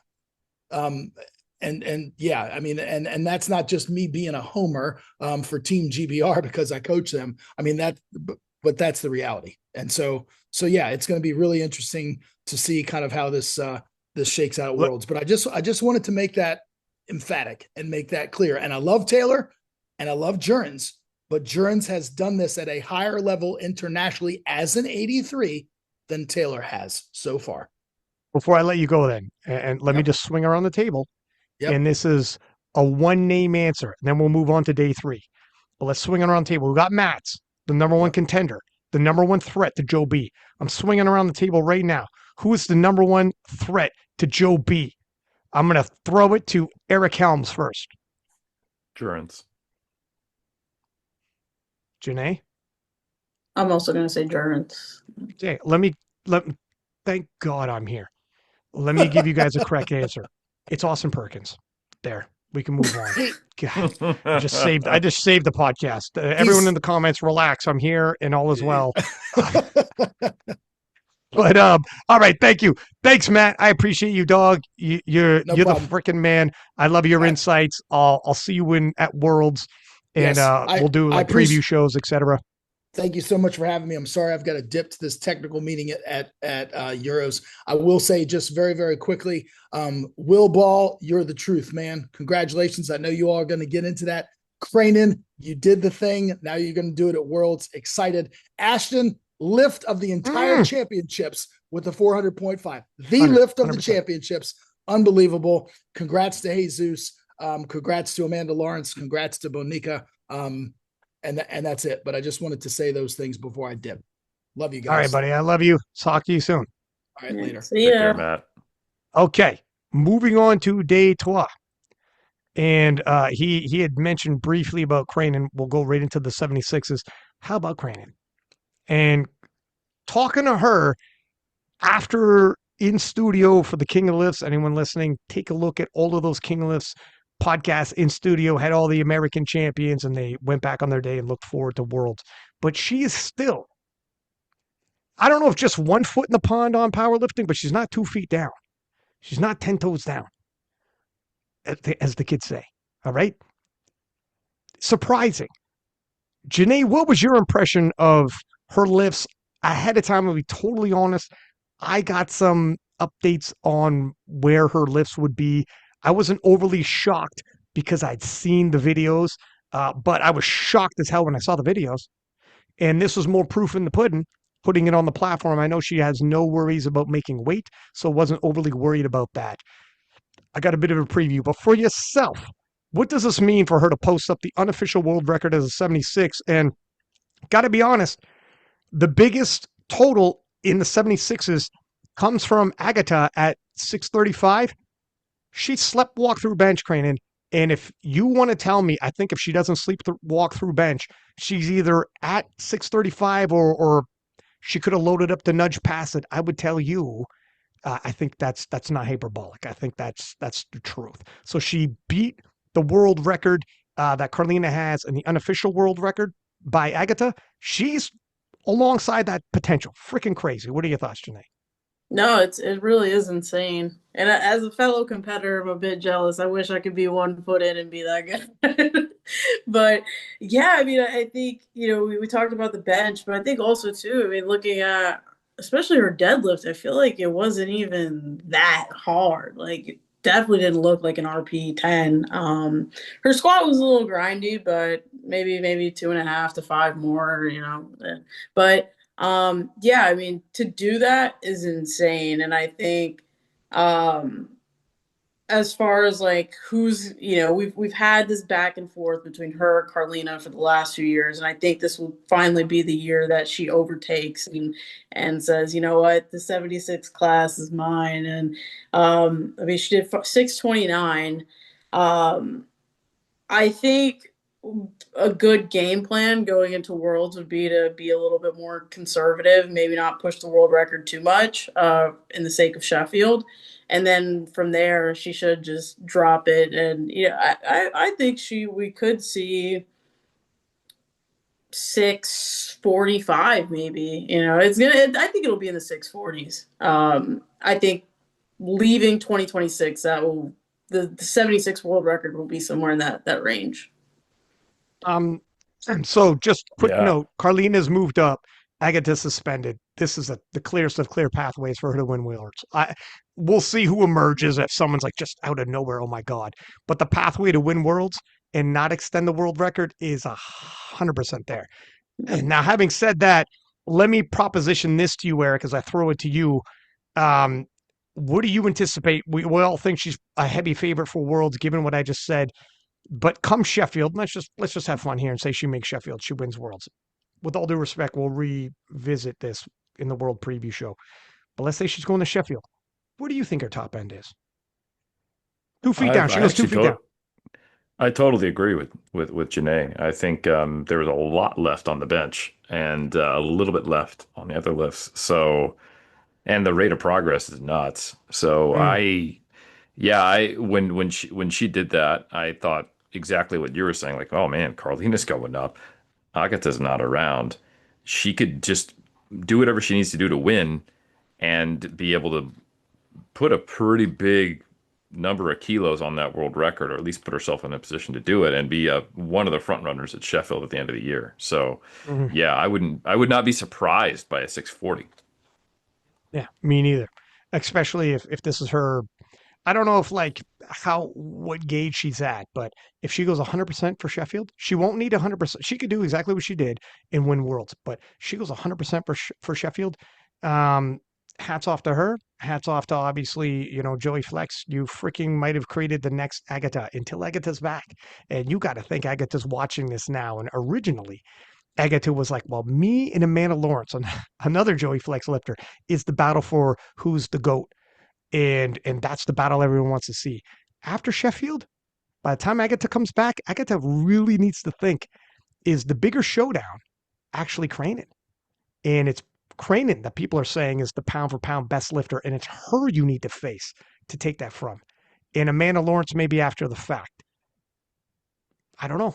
That's the Agata's going to sit back and watch and see how this unfolds and let the community talk. But interesting. We'll have to see how that turns out. Moving into the 84s, obviously Amanda Lawrence is going to be representing USA at the World Championships, and not to put it into a preview show, but is going to be a heavy favorite to once again retain that title. But Nicole Ziegler with 600 kilos, great battle, taking the American national title in the 84. So hats off to her. That was a great scrap, including It's good to see her actually being in the prime time, because that was something we were confused about on right. the preview. Yeah. Right. And hats off again to Garza, who from the day session, 598 was right up in the mix. Michelle Robbins, Tiffany Savage is a good all round battle in the 84 kilo class at U.S. Nationals. Moving into the 84 pluses, and Bonica Brown, this one was closer than scoreboard would have indicated. And some of us were saying this, and Victoire Kothor is how you say her name. I got it from the back. And Victoire Kothor, with that last pull, 30 kilos on it, and lost it just that lockout. When you look at the overall scoreboard, you might tell yourself, wow, there's quite the spread between her and Bonica. But we said in the preview show, if Victoire, if her progress is trending up, she might be able to extend Bonica. I thought, because the last few times Bonica hit the platform, she's around 640s, 650 range, and Victoire was full well capable of that. Both of these ladies, just an inch. Eric, is this how you expected it? And come next year, holy moly, I don't know what to expect. Yeah, I was watching this and I was like, like 257 on your third squat. Like I think you're good for 260. Like take a little more. Like because I saw, Bonica was pushing herself more. This is back up, 20 keys up from the totals that she was kind of coasting in on. And I think she missed her third bench if I recall correctly. So she made Bonica come out and be at her best. And I was like, I think you got a little more on that squat. The bench they were moving pretty well too. And then I was really surprised by how close she was on 265. That was Yeah, missed at lockout. She was probably good for 257, 260. yeah. What do you think, Ryan? So like she just extends herself a little more on the bench and squat. I don't know if she had it on the day, but I think if she had just gone, let me go 9 for 9 and actually try to hit PRs, I think there might have been like a 655, So they're remarkably close, and she is still on an upward trajectory. So I'm actually pretty excited to see that battle moving forward. I think what they, if, and I'm just guessing, I think they wanted to save a little in tank because they knew they're going to pull last and they knew they had to pull big. And it's one of those 2020 hindsight. She put on a lot of Sure. kilos onto her total. So when you're PRing like crazy, like 2020, shit. Okay, maybe we put even 2.5 more on the last squat. We take 2.5 on the last dead. Fuck, we might have won that. But you only know until the game lays out, and it was so close. They knew they Mm. needed as much energy as possible front up for the final pull. Damn near did it. But I'm telling you, they didn't know ahead of time because she had so much progress. And God bless, Joey Flex has done very well with her. Next year, they know. Next year, they have more data points. I think they need another pit stop on the way to next year's nationals because she's improving so quickly. Grab more data points so you can know where your top end squat is, know where the top end deadlift is, and we might see Victoire heading to Worlds if she can upset Bonica, who is the most established 84 plus we've ever seen. Not the greatest 84 plus we've ever seen. So Anita and Britt, it's going to be one of them. But in terms of overall world titles, etc., no question. Did you have anything else to throw in there, Janee, or did you want to move? You guys want to move on to the 93s? We're picking up the pace a little bit, but Not too much else to add. And yeah, I agree with Eric on most of his points. Yeah, looking at that last squad, it was like, why not more, right? And I ultimately think, yeah, from a strategy perspective, that lack of adding those extra kilos on the squatter is ultimately what cost her the win. Now, like you said, it's kind of hard. It's one of those things where maybe they just didn't know where her top end was, and I've been there before, and it's like, so it is a little bit hard to gauge. But I think she's definitely going to be around, and Bonica, we might see an end to her streak next year. Who knows? So it'll definitely be an interesting battle to tune into next year if they're both there. But I will say, like, hats off Bonica. She got pressed, answered the call. And it had been a hot Mhm. minute since she's been pressed. And we were wondering, is she in cruise control having fun? Go to Worlds, just having fun? No, she got pressed and she answered the call. So hats off to her. Let's take a quick 2-minute break. I got to quickly go pee. Then we'll come back for the 93s and we'll keep this pace moving. Sounds good. Janae, Will Ball balled. Huh? He did ball Did indeed. did he not ball? We had some surprises in the 93s. The talk of the 93s coming into this, the ceiling on Will Ball, I think everybody agreed was going to be super high. My man was, if not 19, just barely out of his teens by the time this rolled around. Janae, is he 19? He's 20. Let's He's an dispel old that myth. He's gonna be mad at me for unk, saying it. unk status, unk status, but barely out of his teens. And everyone had to agree that the ceiling was going to be very high. However, unbattle tested. Unbattle tested and also had not hit top end lifts at this level of comp. Now, I put a pause in that. I had a lot of Europeans in my DMs saying, look at the standard. The standard, we see some lifts pass. We saw some squats that were, to call them high, is generous. They're like, wait until these Americans come to Worlds. We'll put a pin in that conversation. Now, Will Ball's lifts, I think we're all to standard. And that's really what matters here. Talk what you want about some of these other lifters, some other some things that pass. Will Ball hit the standard and had nobody question the standard. And my God, he ended up in a battle. Well, you know what? Didn't turn out to be a battle actually, but he was still battle tested with who showed up, the pressure, etc. If you want to say, I want to see him battle tested, I got you. You want the pressure of having to come out for his third, I got you. And maybe Emil Gustav in the 93s internationally can do that. But Janee, what is your impression of Will Ball's performance? Yeah, I think so. I was back there. I mean, I think mentally wise, he was in a pretty good place. Like he said he was a bit nervous for squats, but I think kind of once you get those first few out the way, it's not too bad.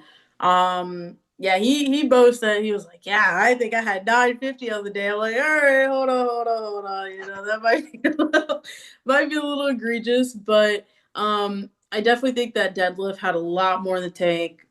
Bench was RP 10. I don't know that there wasn't too much left to give on that. But even squat, I would say squat maybe had a little bit left as well.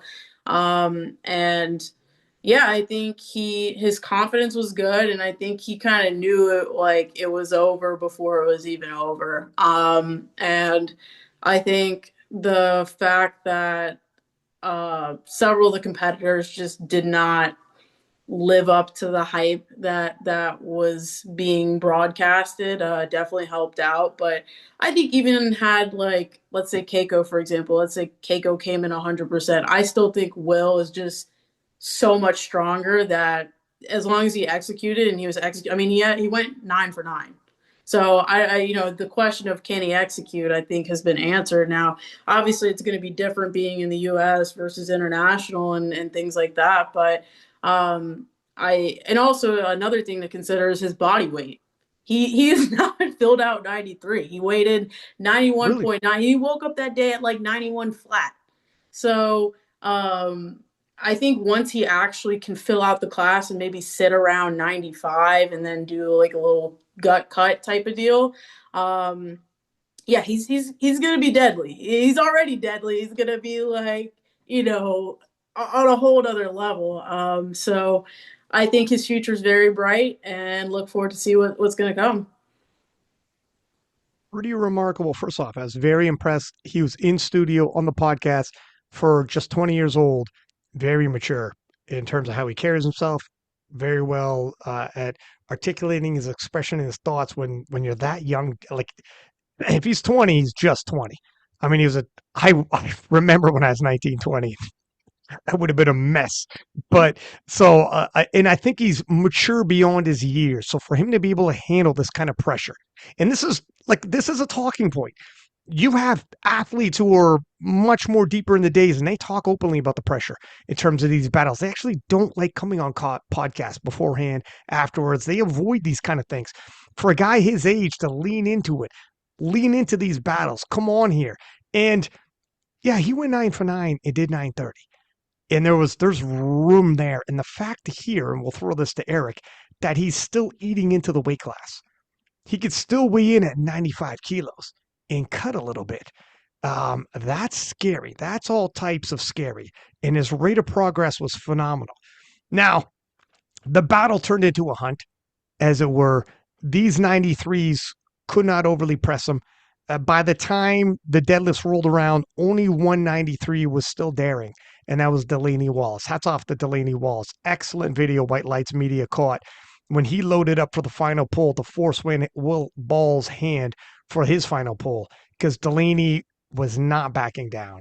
Delaney was pulling for first. Everyone else decided, this is Will Ball's day. I'm going to pull for second. I'm going to pull for third. Delaney said, nope, I go out on my shield. And he pulled, missed, and he had a moment on the platform, went back, and they caught it with his girlfriend literally wiping the tears off his face. That was phenomenal. Love to see. It's like something about even in defeat, sometimes you gather fans because people love it when you're like, I go out on my shield. I am that guy. I am him. That's how I view myself. This is not just some taglines to me. I thought I was going to win. So I freaking love Delaney Wallace. I love the moment that was caught on film. And the comments on Delaney Wallace was phenomenal. Everyone's like, yeah, this guy fell off first place, but fell into aura. Was some of these comments in there. But for sure, it was Will Ball's day. He was not pressed. I'm very interested in seeing what happens, at the World Championships when it's Gustav and Emil, who are extremely battle tested. And their top end probably will be around 930. And he hopefully will be pressed to have that final pull. And I'm also interested when the veterans, Russell Orhe and Brendan Petrie, enter the fold domestically and potentially internationally and also press him because they will force final pulls, as well as obviously Keiko when he's 100%. Eric, what are your thoughts on what you saw and what you potentially could see in the future? Yeah, there's so much to talk about in this one. I think you covered a lot of it. You did good, but like you could do a whole podcast on the 93s. I mean, Dominic Fuqua ended up in second, which I don't think people would have predicted. Like you said, Petrie and Russ both did not show up, which I mean, the class was already so deep. Gavin Aiden, he actually for the first time ever was conservative and took what he thought he had and secured podium instead of pulling for the win. And, working in the dark, at least as far as his powerlifting, Delaney Wallace, we don't know what's going on. And, you say he went on in a shield, but I would say he was a legitimate, like his attempt selection, what he went for his last deadlift, it was only 5 kilos more than he did as an 83, Right. 355. He's done 350 and he legitimately like got real close to lockout. And there's, like it wasn't unreasonable at all. And to think that he was the only one who was there to even make, or have a chance at making Will Ball pull his last deadlift, which, he didn't need it. And he was so far ahead of the pack, was wild. And then to see that Keiko went 6 for 9 and Will Ball went 9 for 9. Let's just say if you played back our preview show, we didn't do a great job on this one. Like the Y'all predictions didn't were do a not. good job. Hey. Oh, fair. But yeah, like and who did not get their third bench? Like I think what does Matt always say? Like death taxes and I don't think Keiko. and Keiko's Yeah, yeah. gonna set a new world record on bench. It didn't happen. So it was exhilarating to watch. Meach loaded up for a big deadlift at the end, but not at all what was expected.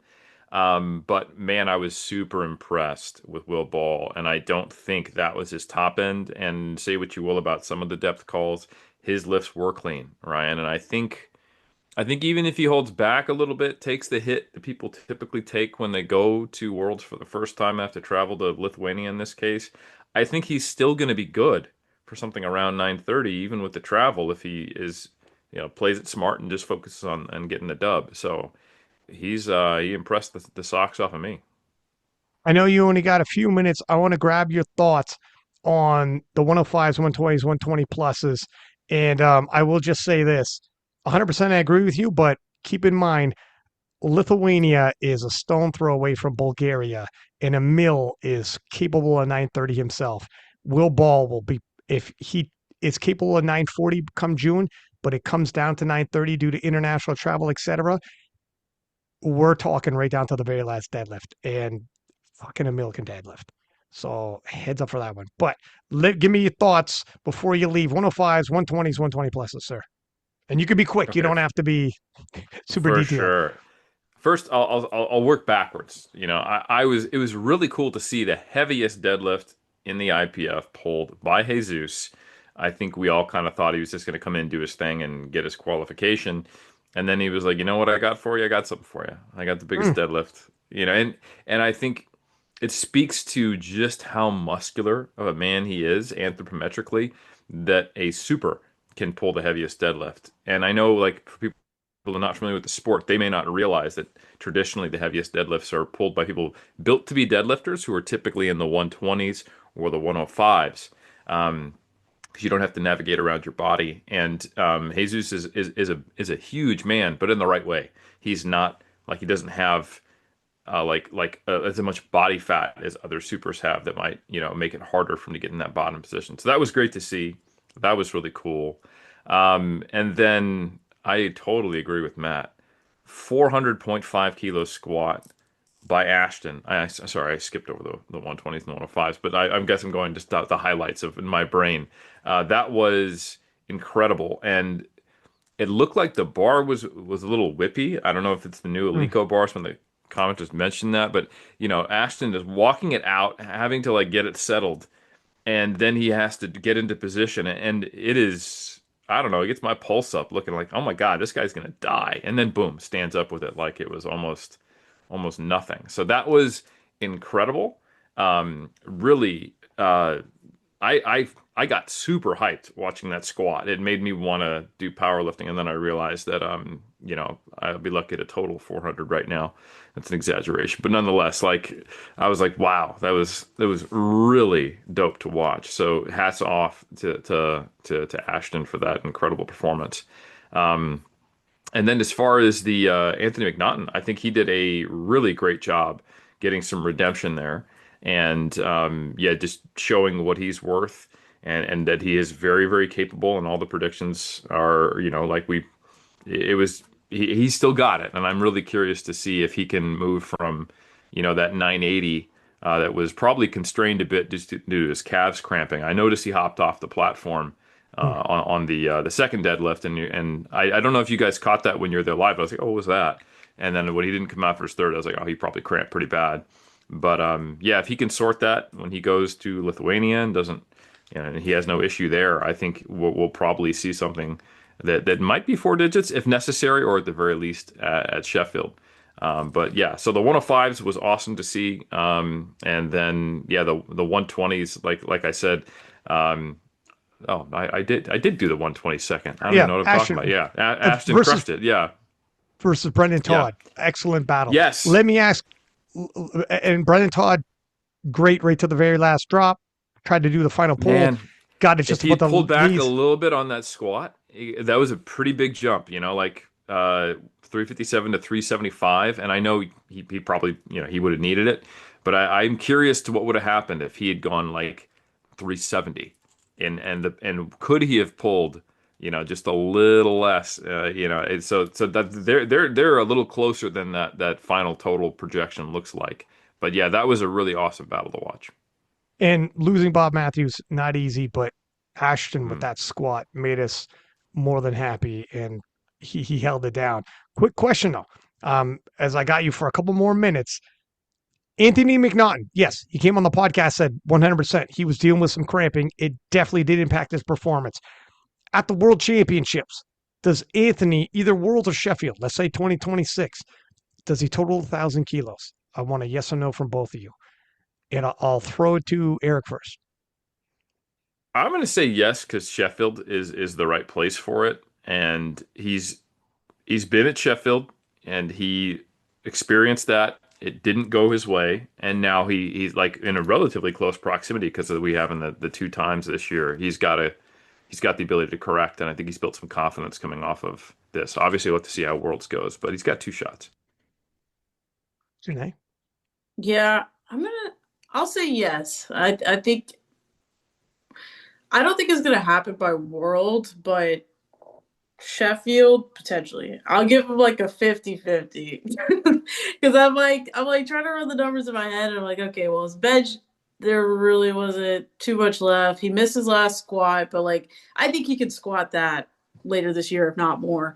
And then deadlift, we don't really know the top end. He took 360 and then just called it. But I mean, even if you add 5, 10, like that gets him 1,000. So yeah, I'll say by Sheffield.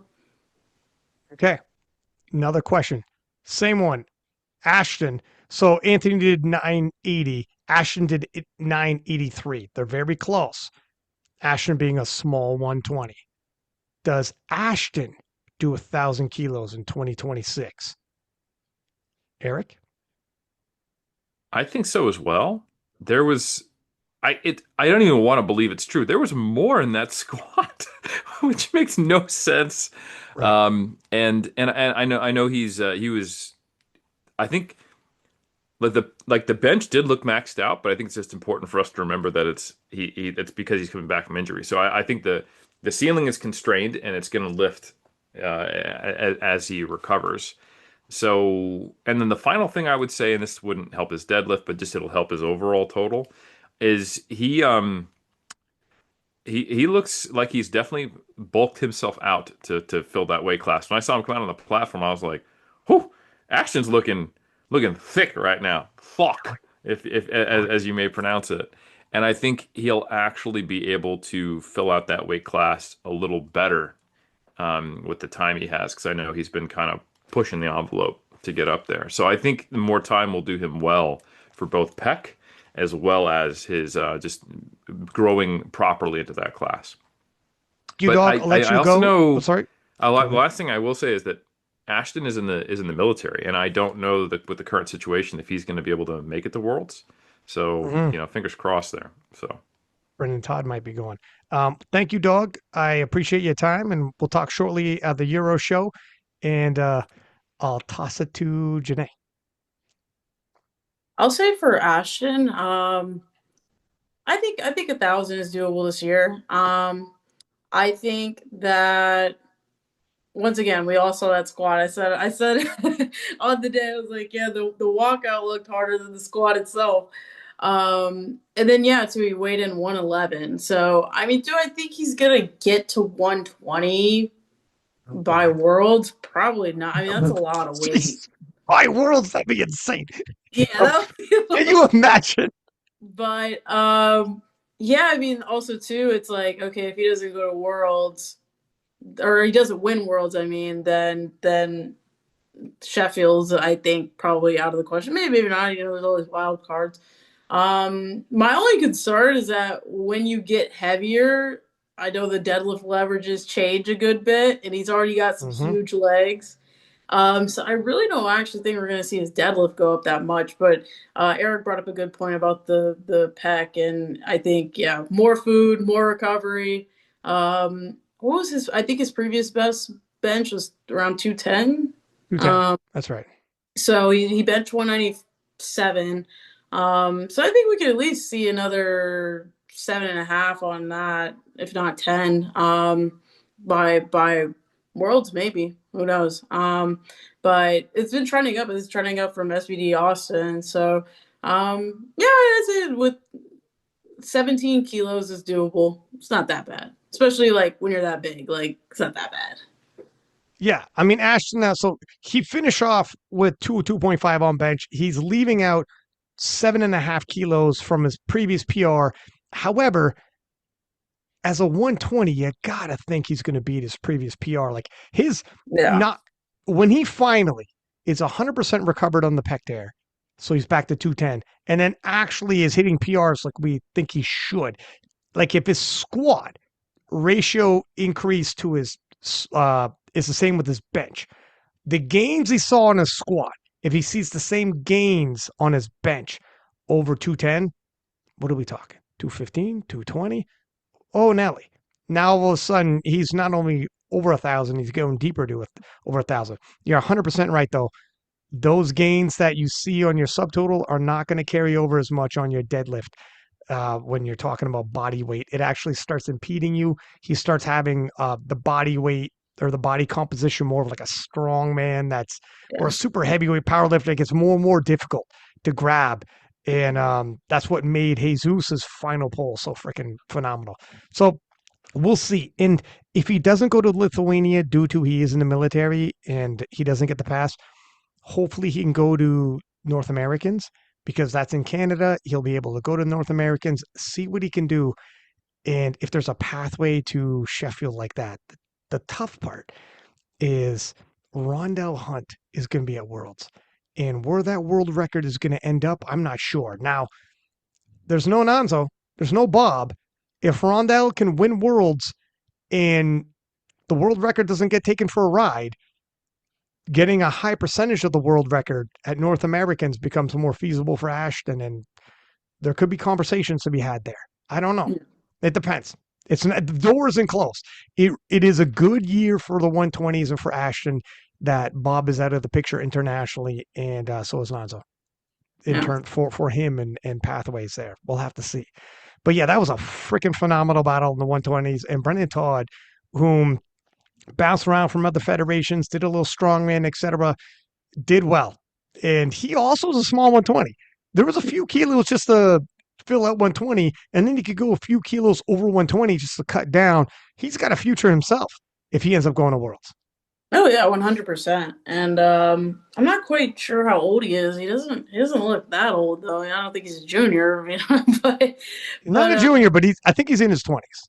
yeah, yeah. And yeah, I think I was kind of looking at when I was watching squad, I was looking at the inputs and I was like, 375, that's a little, I was like, that's a little much. What like Eric said, I think he had probably about 370, and so that would have helped him out and gave him an extra 12, and then from there, I mean, because he ended up totaling, let's see, 962, so 20 kilos off. So yeah, I mean, add 12 on the squat, and I think his bench. Do you remember how hard it moved? I don't quite remember. I mean, it's difficult to say. He's a bit of Yeah, a narrow grip, and it can fall off. But if he took 12 kilos off of his final pull, to your point, if he was able to take 12 kilos off of his final pull, and his final pull went just past the knees, whole nother ball game. yeah, I mean, look at 2020 hindsight, obviously, and you don't know where Ashton's going to end up, and Ashton loading up 400.5. You're like, oh, holy shit. If his bench press is back all the way, we're in serious trouble. Like, you don't know where his bench is going to be. They did what they had to with what they had during squats, but you're right. Like, you give him 12 kilos on squats and take it off at deadlifts, we'll see what they do at Worlds. yeah. And who knows? Brendan might find it. It seems like he jumps around and tries different sports. He might find a new hobby and say to hell with powerlifting. So This is we the never know. problem. His post was like, I consider myself a strength athlete. I don't consider myself a power lifter. So he also was not 100% in on powerlifting. But if Ashton says, I'm not going to Worlds, Mr. Todd, go 100% in powerlifting. What are you doing? And if there's a massive spread between him and Rondell, it somewhat clarifies things like, all right, you're not pulling for first. You could focus on, it's not as many people coming at you. You got to focus on ETN. There'll be other 120s for sure. But um, likely if Rondell Hunt is in the mix, he's going well over 1,000 kilos if he has to, if he's got to drop that hammer. But yeah, he's got a future himself. Go all in, my man. Bulk up, hone in, and see what's cracking. You got data points from US Nats. And how about Anthony freaking McNaughton? The comeback story. There was a redemption story for Keenan Lee at Sheffield. And little did Anthony know that was setting him up for his own redemption story at US Nats. And potentially, we'll see what happens. Who shows up as 105s? The Europeans have a couple of 105s that have previously won world titles, like a Anatoly, like a Mil Norling. Anatoly bombing out at national Worlds last year. Holy shit! This guy's two-time best lifter at Worlds. This guy's multiple-time world champion. He bombs out, looking to redeem himself at Euros, and then we'll see what he does at Worlds. Euros is going to be telling where Anatoly's at, and if he's bumping up his total, and Emil, who showed up at Sheffield as like 110 kilos himself, and freaking not a chubby 110. He had abs at 110 kilos. So let's see what happens when he drops back to 105. If his total stays up, because he had a big total at Sheffield. His Yeah. total stays up. Let's see who's close to Anthony McNaughton. I think he's still the front runner, but he got taught some tough lessons. He's had a Yeah. tough go. Yeah. Yeah, I definitely think it's not gonna be one of those ones where we could go 6 or 7 for 9 and Mm-mm.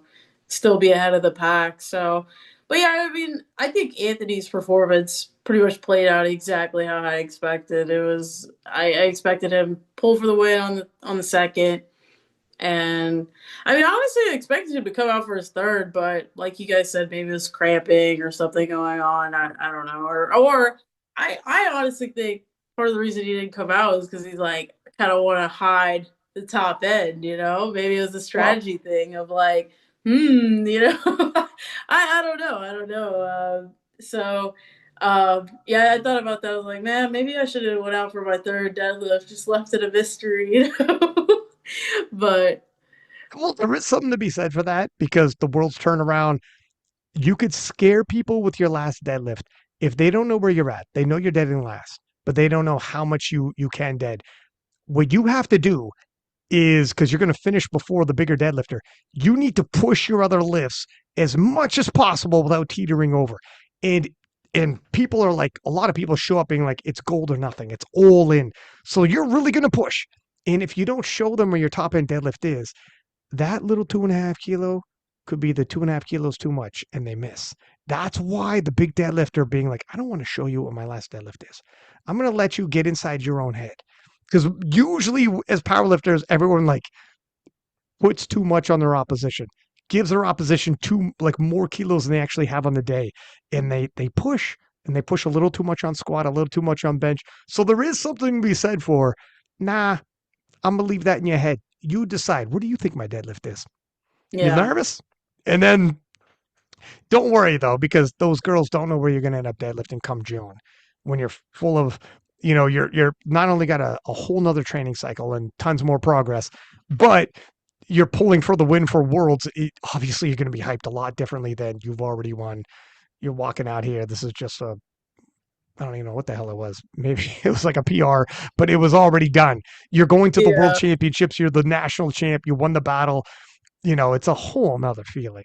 But for Anthony McNaughton, he did come on the podcast afterwards and he said, I was a little mangled. I was severe cramping, and I thought Uh, if I go for another dead, I might be injured. Like that's why he missed his third squat and he was limping off the platform. Like holy, he actually before deads was cramping up so badly on deadlifts on the warm up room. He's like, I don't know if I'm going to be able to even total the total I need to punch my ticket really? to worlds. Wow. That's how bad it was.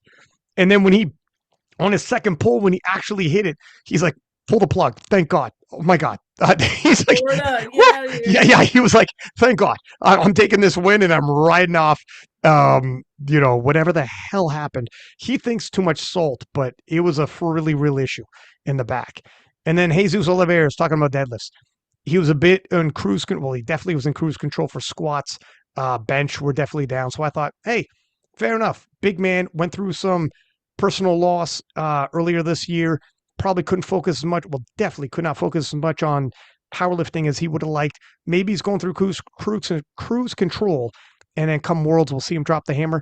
But that last deadlift, 417.5, to remind everybody, hey yo, I am the apex predator, huh? I am Jesus Oliveras. I have the biggest deadlift in the world. This is No this is dots in the mine. jungle. Yeah, yeah, yeah. That's exactly it. Fuck your dots. Fuck your good lift points and whatever you go by. How about kilos? And capping it off, it was a beautiful way to end the championship with the greatest deadlift we've ever seen in any fed underneath the IPF. And Jesus is still the man. And Yeah. 6 world titles that'll beat Ray Williams as for the record for the most world titles in the 120 pluses. And then he's going to drop that freaking hammer at Sheffield with a vengeance. The original Sheffield champion is barring some kind of crazy upset is going to be returning to Sheffield, and let's freaking see what he does there. Oh yeah. I'm And excited. and I think it's interesting too because it's kind of one of those, it almost reminds me of Amanda where it's like you versus you. Like you just need Mm, to beat what you did in the past, right? Rather than being in this dogfight. So it seems like I think also too part of the reason he came out for that deadlift is like deadlift has been his kind of pain point yeah, over the last few years, and I think he was like, "Hey guys, I fixed it. Like, shut the fuck up now." mm, So, fair.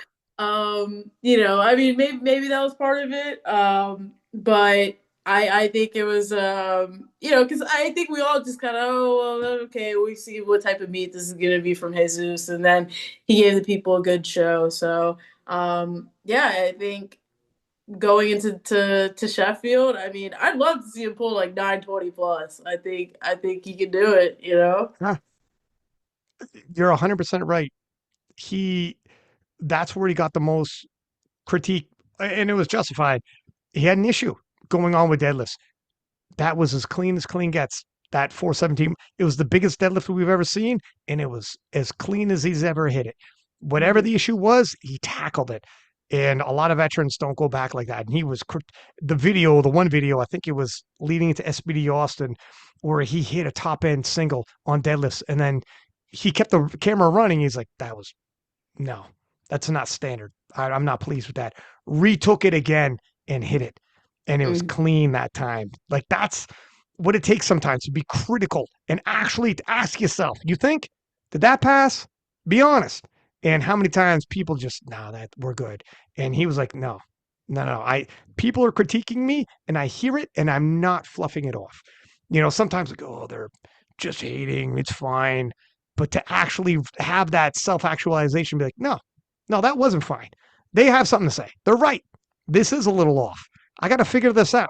And to come back, I think he did a good job on wiping that off the chalkboard, and let's see what happens at Worlds.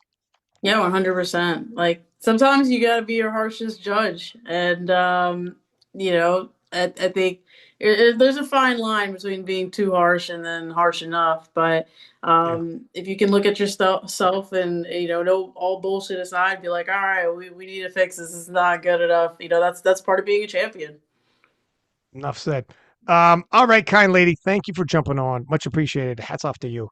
You did us proud on KOTL. You were Hey. talking your talk, and you were like, I am going to live up. Remember Rory was like, you got to Yeah, live I up. And wish how he many? was on here. I'd be like, Where is he now? Oh, he ducked out. Yeah, yeah. He made a big point of it. He made a big point. I'm like, Rory, take it the fuck easy, bro. What's the matter with you? He made a big don't. I don't Yeah, mind, because I agree with all his points. So it's like, all right, you're gonna talk all this shit. We'll see on the platform, back it up, And it's like yeah, yeah. I had no doubt in my mind I could back it up, but obviously it's like you gotta go do it. So now I gotta go back up all the shit that I talked about worlds and all this other stuff. So that's a whole nother. Yeah, yeah, yeah. But I think it's doable. Yeah. 100%. You did your damn job. It's too bad Rory isn't here, but we got Worlds. And we'll do podcasts leading into Worlds, obviously, get your thoughts on all that. And we'll put a pin in that. There's a lot to Yeah. happen. We don't even know who's going to be going to Worlds yet. And people pop up out of all over the freaking place. But, anyways, you did good. You did us proud. Like I told you when we were there at US Nats, and we'll talk soon. All And for right. Thank you, everybody Ryan. listening, yeah, you bet. And for everybody listening, please do subscribe, give us high ratings, and as per usual, 6 up. And we are out.